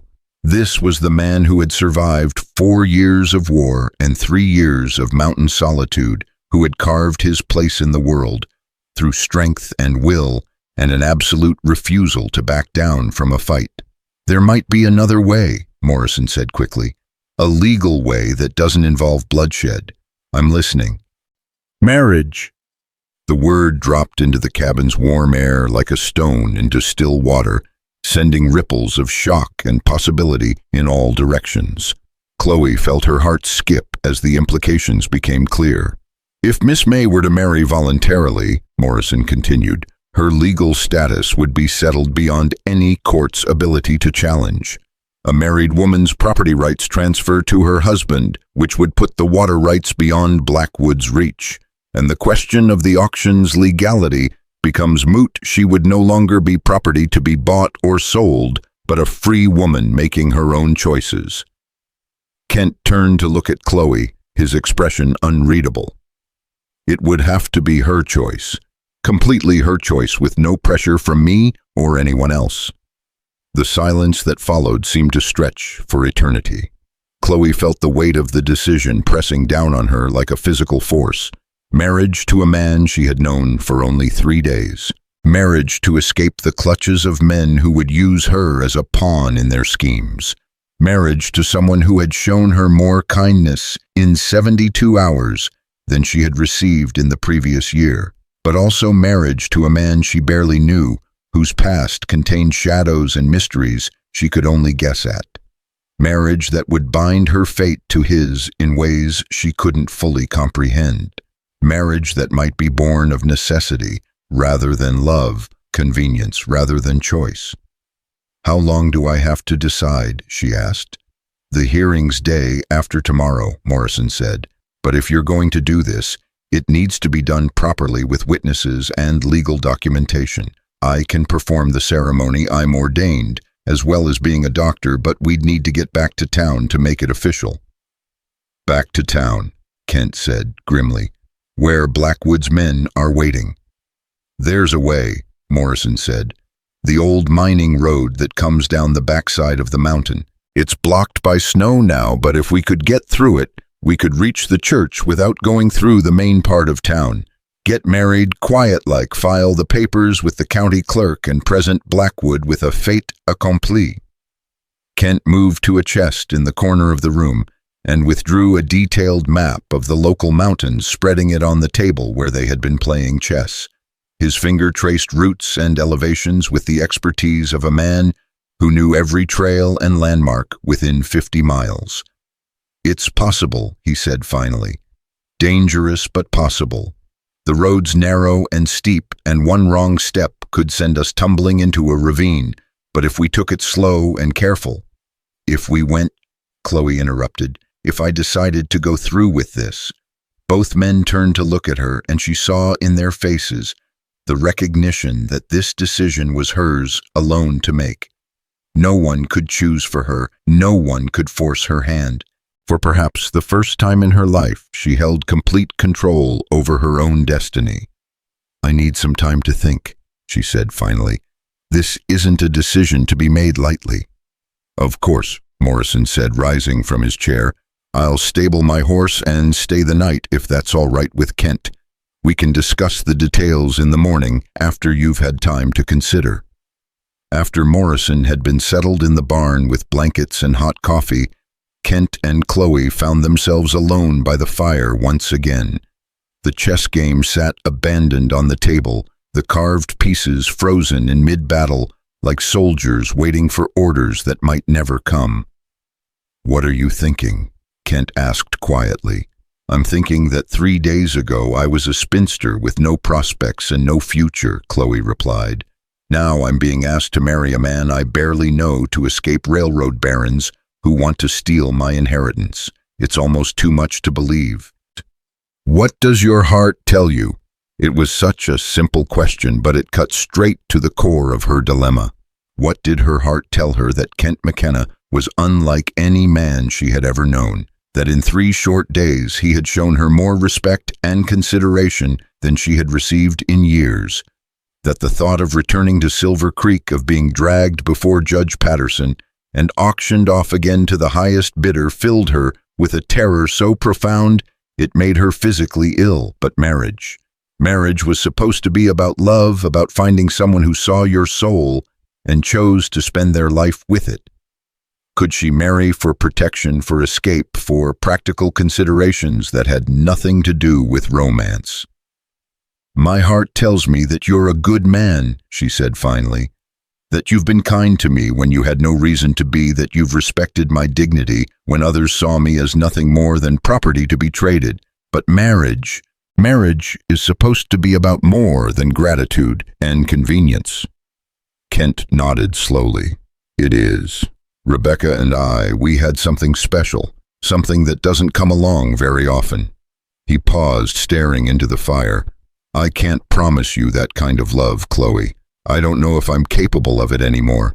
But I can promise you respect and safety and a partnership based on honesty and mutual support.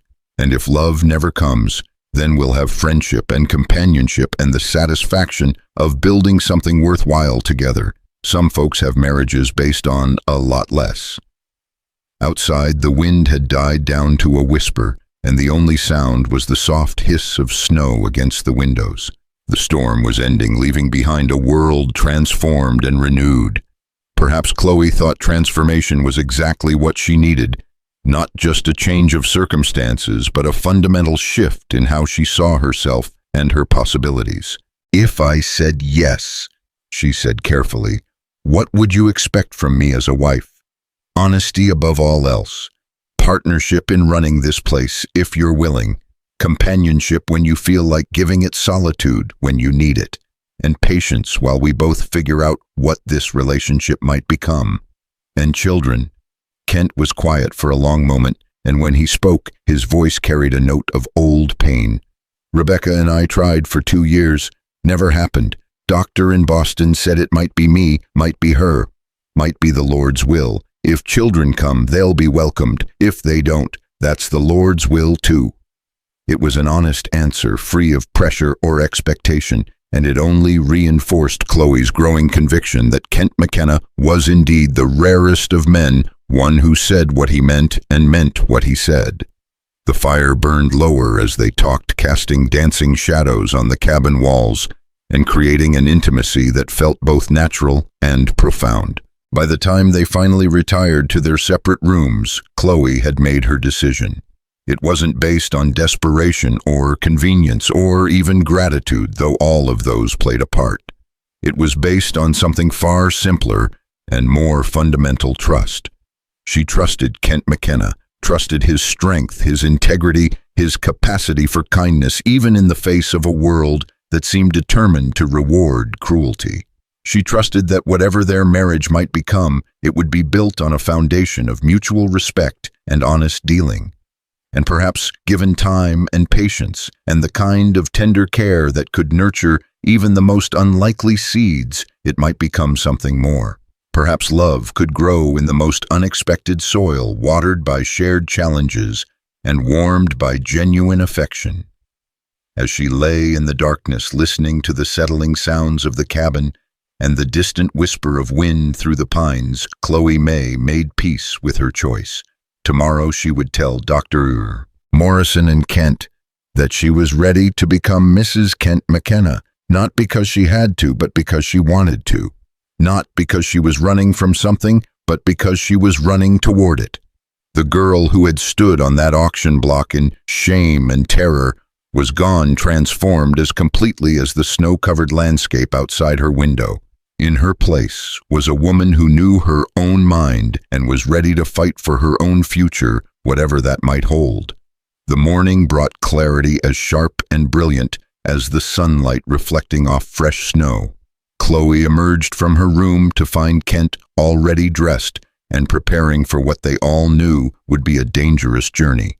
Dr. Morrison sat at the table examining his medical bag with the methodical care of a man who had learned that preparation could mean the difference between life and death. "I've made my decision," Chloe announced, her voice steady despite the magnitude of what she was about to commit to. "I want to do this. I want to marry you, Kent, if you'll have me." Kent looked up from the map he had been studying, and something in his expression shifted, relief perhaps, or gratitude, or simply the quiet satisfaction of a man who had hoped for exactly this outcome. "I'm honored, Chloe, and I promise you won't regret it." Dr. Morrison smiled, the first genuine expression of joy she had seen from him since his arrival. "Then we'd better get moving. The weather's clear now, but this is mountain country. That could change in a heartbeat." They spent the next hour in careful preparation. Kent loaded his saddlebags with supplies for the treacherous journey: rope, medical kit, emergency food, warm blankets, and enough ammunition to discourage any unwelcome encounters. He also strapped on a pair of revolvers that transformed him from frontier gentleman to something far more dangerous. "You expecting trouble?" Morrison asked, eyeing the weapons.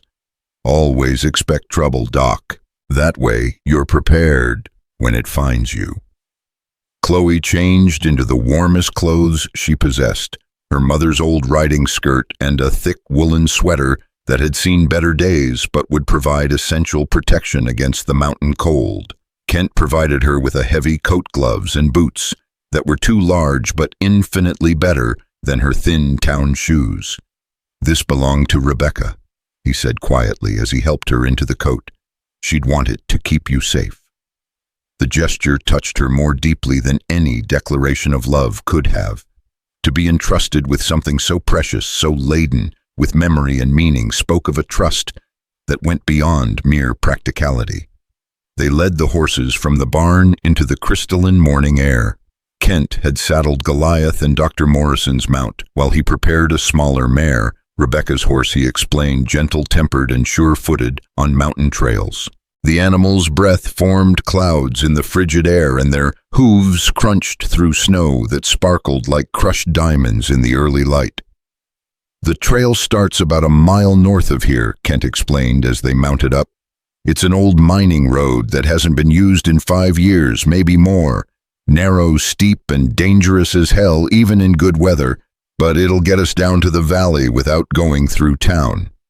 They set out single file, Kent leading on Goliath, followed by Chloe on the mare, with Dr. Morrison bringing up the rear. The first mile was deceptively easy, following a well-worn path through level terrain that offered sweeping views of the valley below.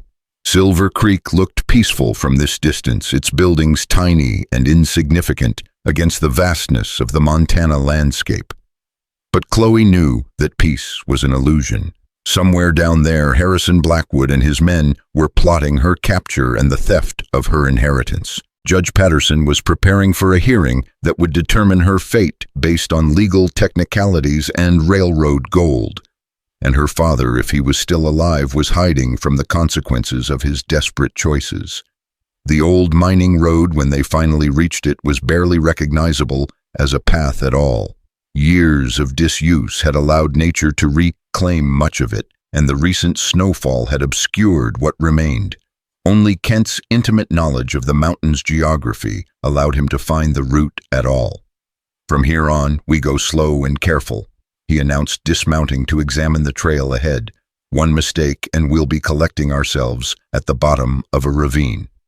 The next 3 hours were a testament to the unforgiving nature of mountain travel. The path wound along the face of steep cliffs, sometimes so narrow that the horses' hooves sent loose stones tumbling into the abyss below. In places, snow had drifted so deep that they had to dismount and lead their animals through drifts that came up to their waists. Chloe had never been so cold or so frightened in her life.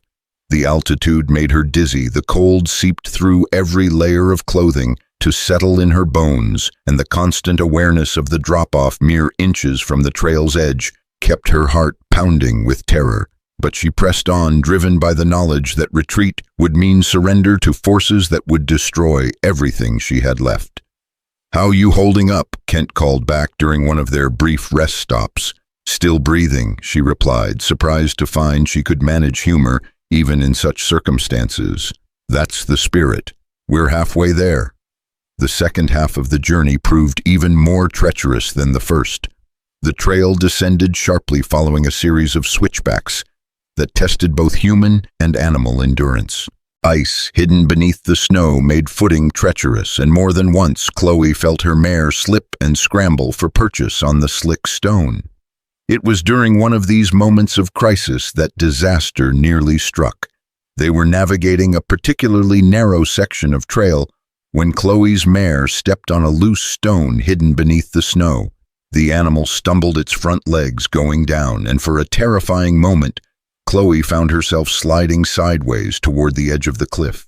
Time seemed to slow as she fought for balance, her gloved hands clutching desperately at the mare's mane while her feet searched for solid purchase in the stirrups. Below her, the mountainside dropped away into nothingness, a fall that would mean certain death. Then Kent was there, having somehow dismounted, and reached her in the space of a heartbeat. His strong hands gripped her waist, pulling her back from the brink while simultaneously steadying her panicked horse. "Easy, easy," he murmured, though whether he was speaking to her or the mare was unclear. "You're all right. I've got you." For a moment they stood there on the narrow ledge, pressed close together by necessity, her face buried against his chest, while she fought to control her racing heart. She could feel the solid strength of him, the absolute steadiness that had saved her life, and something inside her shifted and settled like a key finding its proper lock. "Thank you," she whispered against his coat. "Any time," he replied, and she heard in his voice a depth of commitment that went far beyond the practical arrangement they had discussed. The remainder of the descent passed without major incident, though every step required constant vigilance and care. By the time they reached the valley floor, the sun was already beginning its descent toward the western peaks, casting long shadows across the snow-covered landscape. They emerged from this mountain trail at a point several miles east of Silver Creek, well away from the main roads and the prying eyes of Blackwood's men. The plan was to approach the town from the backside using a network of ranch roads and creek beds to reach the church without being seen. "From here, we need to be smart about it," Kent said, as they paused to rest and water the horses. "Blackwood's got men watching the main approaches, but he can't cover every cow path and deer trail in the county." They made their way carefully across the winter landscape, sticking to low ground and tree cover whenever possible. Dr. Morrison proved to be an invaluable guide, his decades of traveling to remote homesteads having given him an encyclopedic knowledge of every back road and hidden path in the region. As they drew closer to Silver Creek, signs of civilization began to appear: fence lines, livestock shelters, smoke from distant chimneys. But they also began to see evidence of Blackwood's preparation for their expected arrival. Riders patrolled the main roads, and the doctor pointed out 2 men positioned on hilltops, with field glasses scanning the approaches to town. "They're taking this seriously," Morrison observed. "So are we," Kent replied grimly. The church sat on the outskirts of Silver Creek, a simple wooden structure that had served the spiritual needs of the community for nearly 20 years. More importantly for their purposes, it could be approached from the east, through a grove of cottonwood trees that would provide cover almost to the building itself. They reached the edge of the grove just as the sun touched the horizon, painting the sky in shades of gold and crimson that seemed almost too beautiful for such a momentous day. Through the trees they could see the church's modest bell tower and the warm glow of lamplight in the windows. "Reverend Walsh is expecting us," Dr. Morrison said. "I sent word ahead through his wife's cousin. He'll have the papers ready and the ceremony planned." But as they prepared to make their final approach, Kent held up a hand for silence. Through the winter air came the sound of voices, multiple men talking in the low, urgent tones of conspirators planning mischief. They dismounted and crept forward through the trees until they could see the source of the voices. 6 men on horseback were positioned around the church, their weapons clearly visible and their intentions obvious. Blackwood had anticipated their strategy and positioned guards at every possible destination. "Damn," Kent muttered under his breath. "Should have known he'd think of this." "What do we do now?" Chloe asked, fighting down the despair that threatened to overwhelm her. They had come so far, risked so much, only to find their path blocked at the crucial moment. Kent studied the situation with the calculating gaze of a man accustomed to tactical problems. "How many entrances does the church have, Doc?" "Front door, side door, and a back entrance through the vestry," Morrison replied. "But all of them are visible from where those men are positioned." "What about the bell tower? Any way to get up there from outside?" Morrison considered this. "There's a ladder on the back wall, but it's old and might not hold a man's weight." "It'll hold mine," Kent said with quiet confidence. "And from the bell tower I can see exactly where each of those guards is positioned." "What are you thinking?" Kent's smile was predatory. "I'm thinking these railroad boys are about to learn why folks in these parts treat me with respect." The plan he outlined was simple but dangerous. He would circle around to approach the church from the north, using the bell tower to gain a vantage point over the guards. Once he had assessed their positions and capabilities, he would create a distraction that would allow Chloe and Dr. Morrison to reach the church safely. "What kind of distraction?" Morrison asked nervously. "The kind that makes them all look in the same direction while you slip in the back door." Despite her fear, Chloe found herself impressed by Kent's tactical thinking. This was a man who had learned the art of warfare in the bloodiest conflict in American history, who understood how to turn superior numbers and position to his advantage. "How long do we wait?" she asked. Kent checked his pocket watch. "Give me 30 minutes to get into position. When you hear me start the festivities, count to 60 and then make your move. Once you're inside the church, you should be safe. These men might be willing to ambush travelers, but they won't start shooting up a house of God with witnesses around." He melted into the shadows with a silence that seemed impossible for such a large man. One moment he was there beside them, solid and reassuring, and the next he was gone as if he had never existed at all. The 30 minutes that followed were the longest of Chloe's life. She and Dr. Morrison crouched in the cold shadows of the cottonwood grove, listening to the guards' casual conversation and watching the church windows for signs of movement. Reverend Walsh was inside, she knew, waiting to perform the ceremony that would transform her from property to person, from victim to partner in her own destiny. The sound, when it came, was not what she had expected. Instead of gunshots or shouting, she heard the clear, resonant toll of the church bell, once, twice, 3 times in the pattern that traditionally announced a wedding. The effect on the guards was immediate and dramatic. All 6 men turned toward the bell tower, their voices raised in confusion and alarm. 2 of them spurred their horses toward the back of the church, while the others maintained their positions, but focused their attention upward. "Now," Morrison whispered. They moved as quickly as silence would allow, leading their horses through the shadows toward the church's back entrance. The vestry door was unlocked as promised, and they slipped inside just as shouts erupted from the area around the bell tower. The interior of the church was warm and welcoming after hours in the mountain cold. Candles flickered on the altar, casting dancing shadows on the simple wooden walls. Reverend Walsh stood waiting in his formal robes, his weathered face calm despite the commotion outside. "Miss May, Dr. Morrison," he said quietly, "I was beginning to worry you wouldn't make it." "So were we," Morrison replied. "Is everything ready?" "Everything except the groom," Walsh observed with a slight smile. As if summoned by his words, Kent appeared at the front of the church, having somehow made his way down from the bell tower and through the building without being seen. His face was flushed with cold and exertion, but his eyes held a satisfaction that spoke of a job well done. "Those boys are going to be chasing shadows for the next hour," he announced. "Plenty of time for us to conclude our business."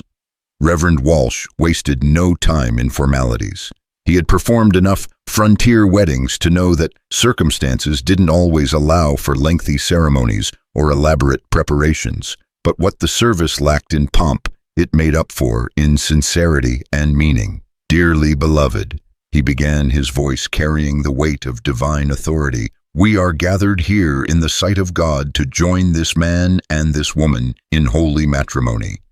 The familiar words took on new significance in the flickering candlelight, with the sound of confused searchers still audible outside the church walls. This was not the wedding Chloe had dreamed of as a young girl. No white dress, no flowers, no congregation of family and friends. But it was real and it was hers, and that was enough. When Walsh asked if anyone objected to the union, the only response was the distant sound of hoofbeats as Blackwood's men continued their fruitless search. When he asked Kent if he would take Chloe as his lawfully wedded wife, the big man's "I will" rang through the church with the solemnity of a sacred vow. And when he asked Chloe the same question, she looked into Kent's dark eyes and saw not just safety and protection, but the possibility of something she had never dared hope for, a partnership based on mutual respect and genuine caring. "I will," she said, and meant it with every fiber of her being. The ring Kent placed on her finger was simple gold, worn smooth by years of wear. "It was Rebecca's," he said quietly. "She would have wanted you to have it, Dr." Morrison served as witness, signing the marriage certificate with a flourish that spoke of satisfaction at seeing justice done. Reverend Walsh completed the legal documentation with practiced efficiency, ensuring that the union would be recognized by any court in the territory. "By the power vested in me by the territory of Montana," Walsh pronounced, "I now pronounce you husband and wife. Mr. McKenna, you may kiss your bride."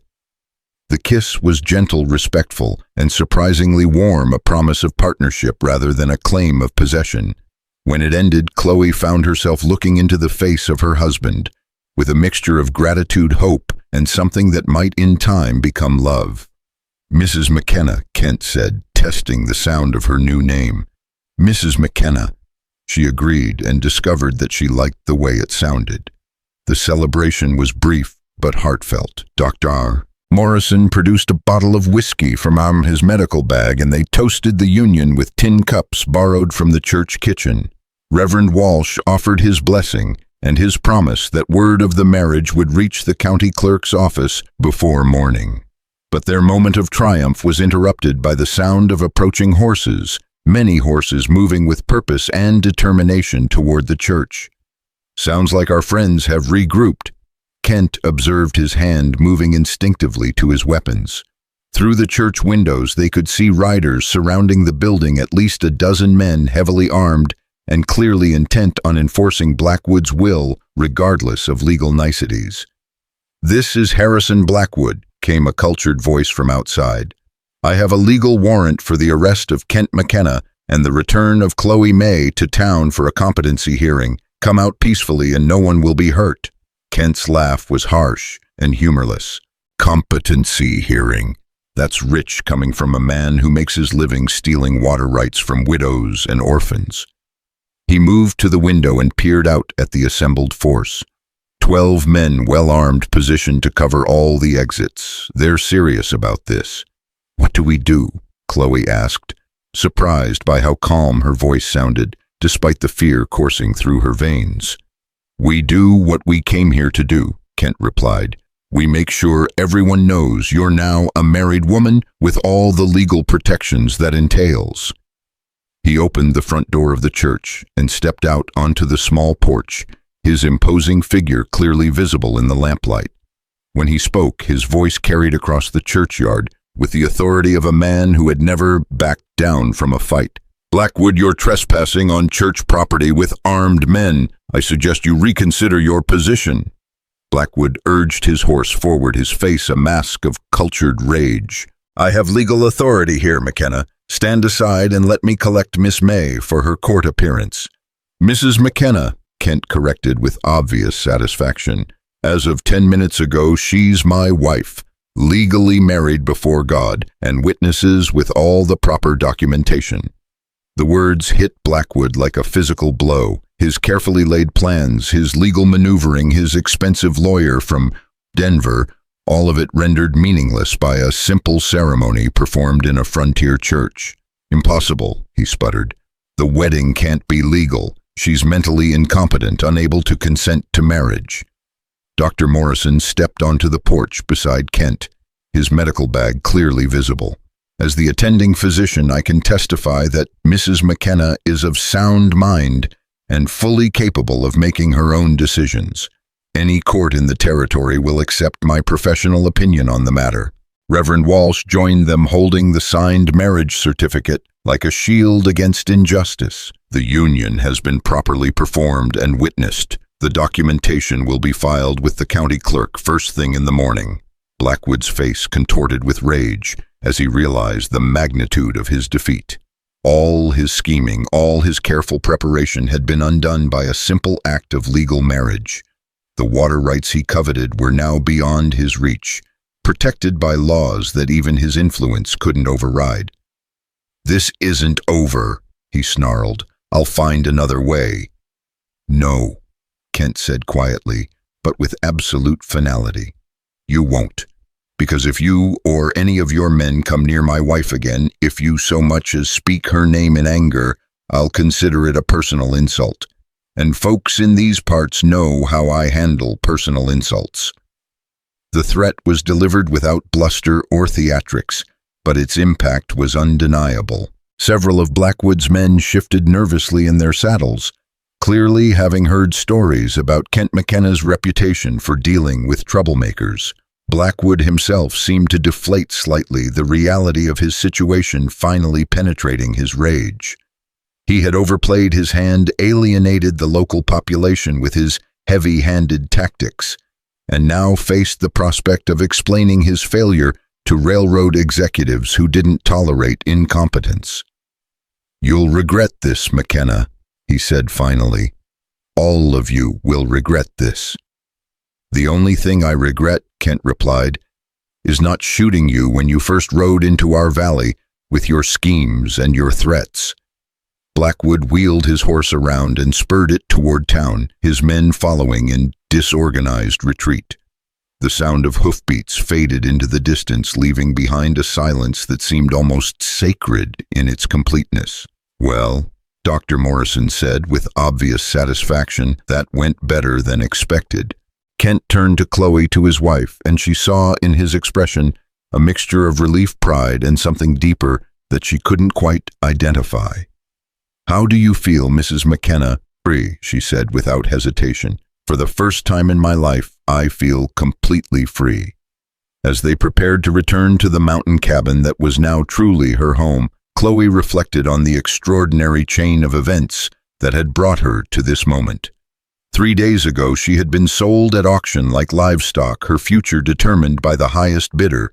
Now she was a married woman with legal rights and protections, a partner in building something meaningful and lasting. The transformation seemed almost too dramatic to believe, but the gold ring on her finger was real. The marriage certificate in Reverend Walsh's hands was real, and the man beside her, her husband, was more real than anything she had ever known. The ride back to Bear Mountain was easier than the descent had been, partly because they knew the trail now, and partly because the weight of uncertainty had been lifted from their shoulders. They were no longer fugitives running from an unjust law, but a legally married couple returning to their home. As they climbed higher into the mountains, leaving the lights of Silver Creek far behind, Chloe found herself thinking about the future with something approaching excitement. There would be challenges ahead, learning to live as partners, building a true marriage from the foundation of mutual respect they had established, creating a life together in the wilderness they both loved. But for the first time in years, those challenges seemed like opportunities rather than obstacles. She had found her strength, discovered her worth, and chosen her own destiny. Whatever tomorrow might bring, she would face it as Mrs. Kent McKenna, a woman who belonged to no one but herself, who had learned that love could grow in the most unlikely soil, and who understood that sometimes the most beautiful flowers bloomed in the aftermath of the harshest storms. The mountain cabin welcomed them home with the warm glow of banked embers and the familiar scent of pine and wood smoke. As they stepped across the threshold, Chloe realized that everything had changed, and nothing had changed in the span of a single day. The furniture was the same, the books still lined the shelves. The chess set waited patiently on its table by the window, but she was no longer a guest seeking shelter. She was Mrs. Kent McKenna, mistress of this mountain sanctuary, partner in whatever life they would build together. Kent moved with quiet efficiency to revive the fire, while Chloe stood in the center of the room, suddenly uncertain about the practical realities of their new arrangement. They were married now, legally and spiritually bound, but what did that mean in the intimate confines of a two-room cabin?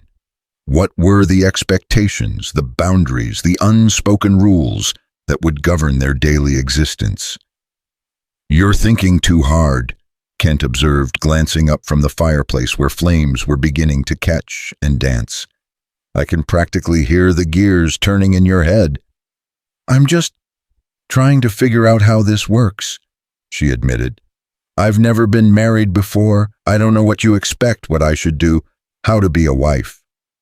Kent rose and dusted off his hands, his expression thoughtful. "How about we start with some coffee and figure it out as we go? Nobody's born knowing how to be married, Chloe. It's something people learn together one day at a time." The simple wisdom of his words eased some of her tension. As she prepared coffee and sliced bread for a late supper, the familiar routines of domestic life provided a sense of normalcy that helped ground her in the new reality. They were Kent and Chloe, husband and wife now, but still the same people who had played chess and shared stories by this very fire. "Dr. Morrison will be spreading word of the marriage by now," Kent said as they settled into their chairs with steaming cups. "By tomorrow morning, everyone in Silver Creek will know that Chloe May is gone and Mrs. Kent McKenna has taken her place. And Blackwood will have to find another way to get his hands on those water rights. Maybe he'll try to buy them legitimately. Maybe he'll move on to easier prey. Either way, he can't touch you now." Chloe sipped her coffee and stared into the fire, thinking about the property her mother had left, her 40 acres of scrubland with a spring that never ran dry. She had never seen it, had barely given it a thought when the lawyer read her mother's will. Now it had become the key to her freedom, the thing that had prompted Blackwood's elaborate scheme and ultimately led her to this mountain sanctuary. "I should see it," she said suddenly. "The spring, I mean. It's mine now, ours, and I don't even know what it looks like." "Come spring, we'll ride down there," Kent promised. "See what your mother left. You decide what to do with it. Might be we could build something there, a summer place maybe. Or we could sell the water rights to the town for a fair price, help folks, without lining Blackwood's pockets." The idea of having choices, of being able to make decisions about her own property still felt foreign and wonderful. For so long she had been powerless, dependent on others for even the most basic necessities. Now she was not just a landowner, but a partner in a marriage, someone whose opinions mattered and whose voice would be heard. "What was it like?" she asked. "Your first marriage, I mean, with Rebecca." Kent was quiet for a long moment, his gaze distant with memory. "Different," he said finally. "We were younger, full of dreams about what life would bring us. Everything felt possible then, like we could build whatever kind of future we wanted just by wanting it hard enough." "Do you miss that? The feeling that anything was possible sometimes?" But I've learned that peace is worth more than possibility. Contentment matters more than dreams. He looked at her directly, his dark eyes serious. Rebecca and I had passion, the kind of love that burns bright and hot. What we're building is different, steadier, maybe deeper in some ways. Built on choice rather than chance, on understanding rather than infatuation. Chloe felt something shift inside her chest, a warmth that had nothing to do with the fire or the coffee. You think we're building something? I know we are. Been building it since the moment you stepped off that auction block with your head held high. Question is, what kind of something do you want it to be?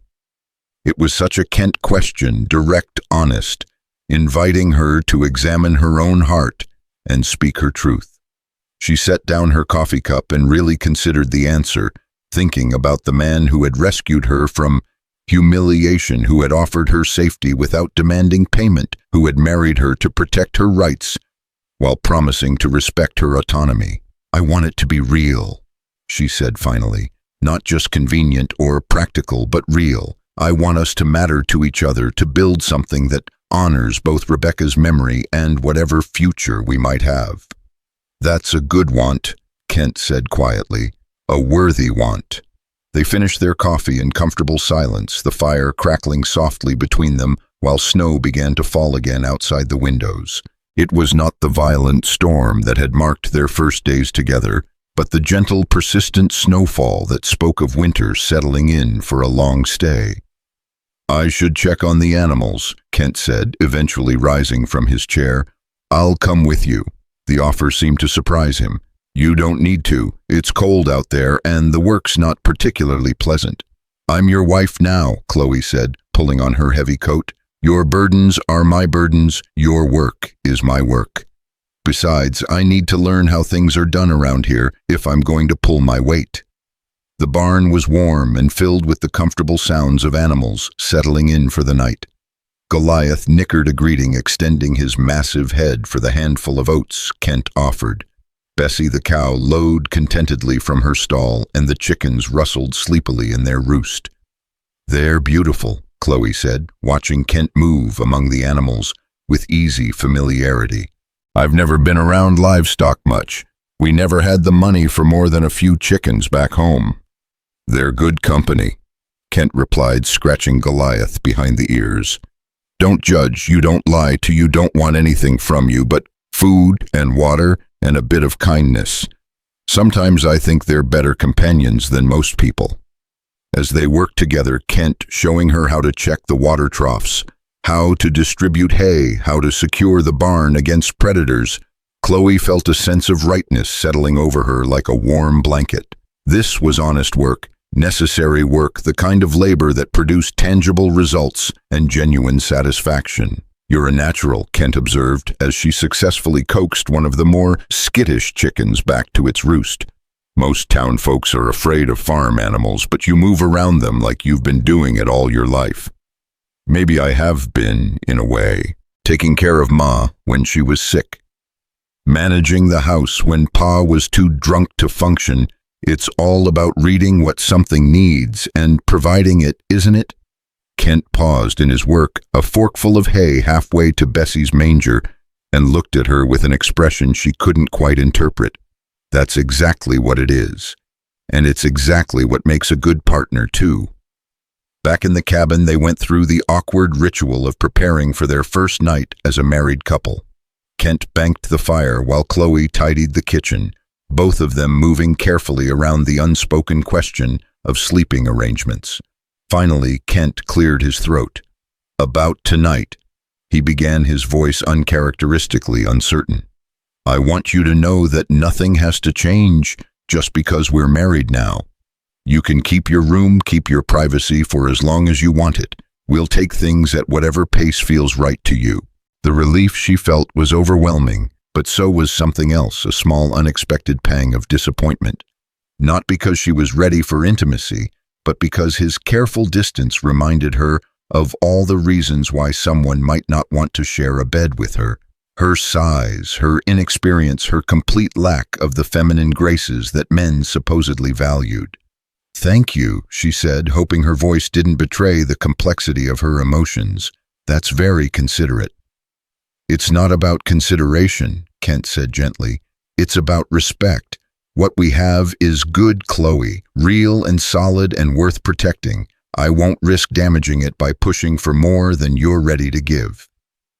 Later alone in her room, though she was beginning to think of it differently now, Chloe lay awake, listening to the settling sounds of the cabin and the soft murmur of wind through the pines. Through the thin wall that separated her from Kent's room, she could hear him moving about, the creak of floorboards under his weight, the rustle of clothing being removed and folded. For the first time since agreeing to marry him, she allowed herself to truly think about the physical realities of their union. Kent was her husband now, with all the rights and expectations that entailed. Eventually, if their marriage was to be more than a legal convenience, there would have to be intimacy between them. The thought both terrified and intrigued her. She had never been kissed before their wedding ceremony, had never been held by a man or touched with anything approaching desire. Her size had made her invisible to potential suitors, and her father's drinking had driven away the few who might have seen past her appearance to the woman beneath. But Kent had seen her, had chosen her, had married her, despite having no obligation to do so. What did that mean? What did he see when he looked at her? And what would happen when the careful politeness of their early marriage gave way to the deeper intimacies that true partnership required? The questions followed her into restless sleep, where dreams of snow and fire and strong, gentle hands chased away the nightmares that had plagued her for months. She woke to the smell of bacon frying and coffee, brewing the domestic aromas that spoke of home and security. Kent was already up and moving around the kitchen, his movements efficient and practiced as he prepared breakfast for two. "Good morning, Mrs. McKenna," he said when she emerged from her room, and something in the way he said her new name made her heart skip. "Good morning, husband," she replied, testing the word on her tongue and finding she liked the sound of it. They ate breakfast together as snow continued to fall outside, planning the day's activities with the easy cooperation of people learning to live in harmony. There was firewood to be split, bread to be baked, mending to be done, simple, necessary tasks that would fill the hours and strengthen the bonds between them. "I've been thinking about what you said last night," Kent said as he prepared to head outside, "about earning your keep. Truth is, I could use a partner in more than just name. This place requires a lot of work, and some of it's better suited to smaller hands and a gentler touch." "What did you have in mind?" "Cooking, for one thing. I can manage basic meals, but I'm no hand at baking or preserving, and the chickens like you. I saw how they responded to you last night. Animals know when someone has a natural way with them."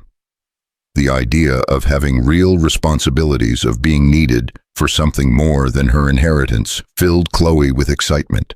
"I'd like that. I'd like to feel useful." "You are useful. More than useful, you're necessary. This place was just a shelter before you came. Now it's starting to feel like a home."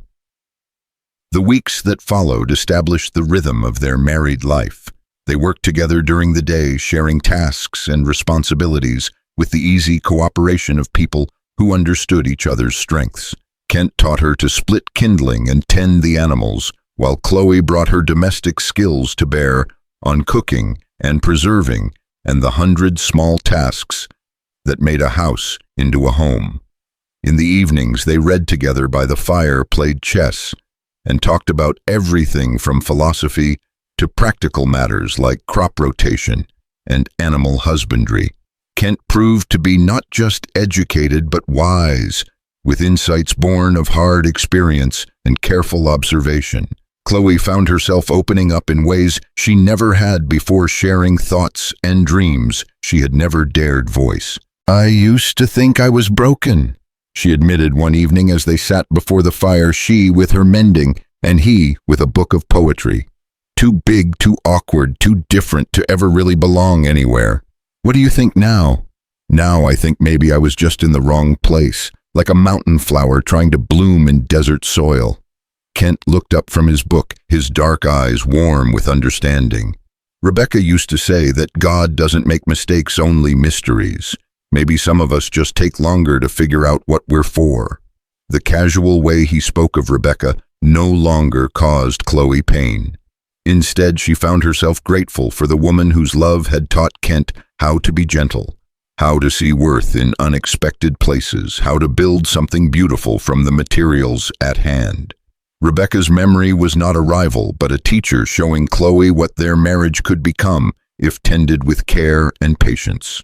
As winter deepened and the snow piled higher around the cabin, they settled into a routine that felt increasingly natural and right. Chloe found herself anticipating Kent's return from his outdoor work, looking forward to their evening conversations, taking pleasure in the small ways she could make his life more comfortable. And gradually, almost imperceptibly, the careful distance between them began to shrink. A brush of hands as he helped her with her coat. A moment of shared laughter that left them standing closer than strictly necessary. The way he looked at her sometimes when he thought she wasn't watching, his expression soft, with something that might have been affection. It was during one of these moments, a quiet evening when they sat reading companionably by the fire, that Chloe made a decision that surprised them both. "Kent," she said, setting down her book, "I don't want to sleep in the spare room anymore." He looked up from his own reading, his expression careful and unreadable. "What do you want?" "I want to be your wife. Really, your wife, in every way that matters." She took a deep breath, gathering her courage. "I know I'm not what most men would choose. I know I'm not beautiful or graceful or any of the things that wives are supposed to be. But I'm here and I'm yours, and I want to build something real with you." Kent set aside his book and moved to kneel beside her chair, taking her hands into his large, calloused ones. "Chloe, you listen to me. You are beautiful, not the kind of beauty that magazines and fashion plates celebrate, but the kind that matters. The beauty of a generous heart, a strong spirit, a mind that thinks for itself. You are exactly what I would choose, exactly what I need. You don't have to say that to make me feel better. I'm not saying it to make you feel better. I'm saying it because it's true." He reached up to cup her face in his hands, his touch gentle but sure. "I've been waiting for you to be ready, but I've been ready since the day I saw you stand up on that auction block and refuse to be broken by what they were doing to you." When he kissed her this time, it was different from their wedding kiss, deeper, more urgent, full of the promise of intimacy to come. Chloe felt something inside her unfurl, like a flower touched by sun, a warmth that spread through her entire being and made her understand for the first time what it meant to be desired. "Are you sure?" Kent asked against her lips. "Once we cross this line, there's no going back.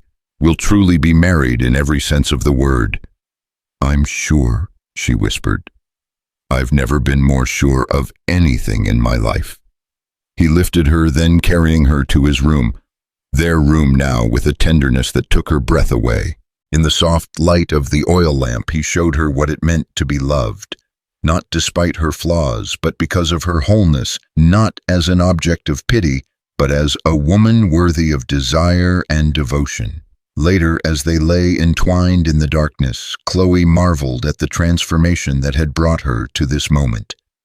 6 weeks ago, she had been a spinster facing a future of servitude and despair. Now she was a wife, a partner, a woman who had found her place in the world, and the man who valued her for exactly who she was. "No regrets?" Kent asked softly, his arm tightening around her.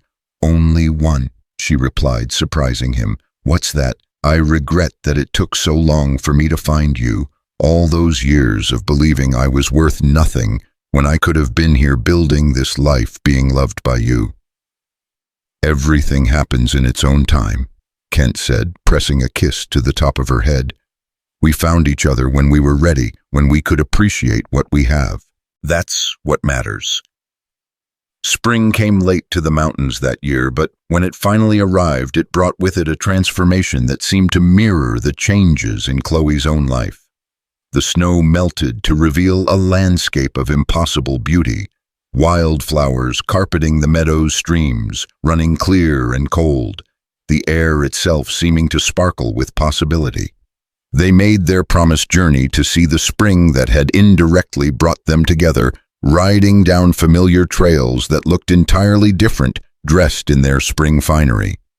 The property that Sarah May had left her daughter proved to be more valuable than anyone had imagined, not just for the water rights, but for the breathtaking beauty of the setting itself. "It's perfect," Chloe breathed, sitting beside the crystal-clear pool that bubbled up from deep within the earth. No wonder Blackwood wanted it so badly. "What do you want to do with it?" Kent asked. Chloe considered the question, thinking about the woman she had been and the woman she was becoming. "I want to share it, build a way for the water to reach the town, help the people who helped us when it mattered, but on our terms for a fair price, with nobody getting rich off of other people's need." "That sounds like something your mother would approve of." "I hope so. I hope she can see what became of the life she saved." They returned to Silver Creek that day for the first time since their wedding, riding openly down the main street with their heads held high. The town's reaction was everything Chloe could have hoped for: respect, where there had once been pity; acknowledgement, where there had once been dismissal; recognition of her worth as a person, rather than judgment based on her appearance. Dr. Morrison greeted them with obvious pleasure, inquiring about their health and happiness with the satisfaction of a man who had played a crucial role in bringing about a happy ending. Reverend Walsh expressed his joy at seeing the fruits of the union he had blessed, noting that few couples began their marriages under such dramatic circumstances, yet seemed so perfectly suited to each other. Even the townspeople who had watched her humiliation at the auction now treated her with the courtesy due to Mrs. Kent McKenna, respected wife of a respected man. The transformation was almost too dramatic to believe, but it was real, and it was hers. As for Harrison Blackwood, he had departed Silver Creek shortly after their wedding, recalled to Denver by railroad executives who were less than pleased with his failures.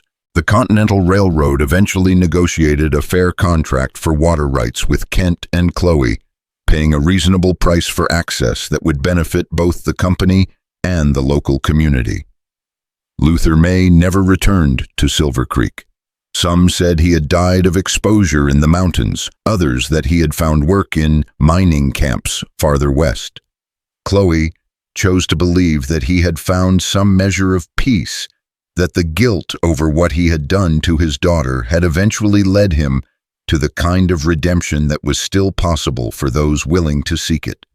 The summer brought visitors to the mountain cabin, Dr. Morrison checking on their health, Reverend Walsh blessing their first anniversary neighbors seeking Kent's help with various problems that required his particular skills.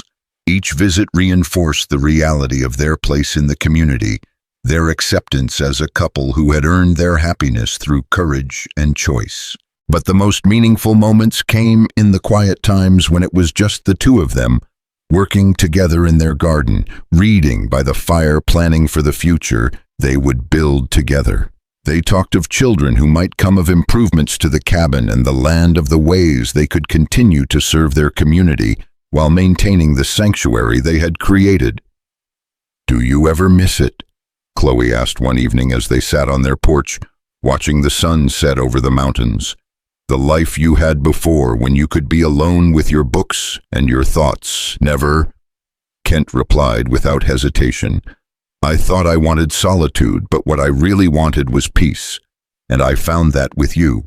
Not the peace of emptiness, but the peace of completeness." As autumn painted the mountains in shades of gold and crimson, Chloe reflected on the journey that had brought her to this place of contentment. The woman who had stood on that auction block in shame and terror seemed like a stranger now, someone she had once known but could barely remember being.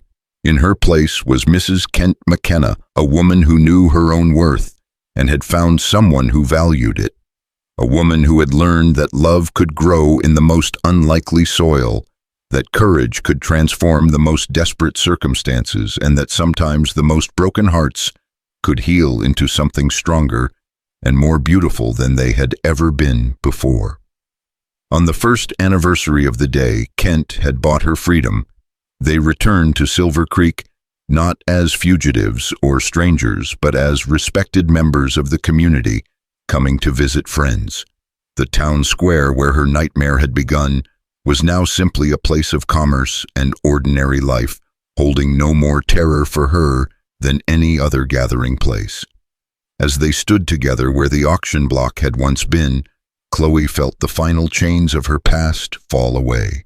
She was no longer defined by what had been done to her, but by what she had chosen to do. With the life that followed, she was no longer the fat girl who had been bought like cattle, but the woman who had found the courage to love and be loved in return. "Thank you," she said to Kent, her voice thick with emotion. "For what?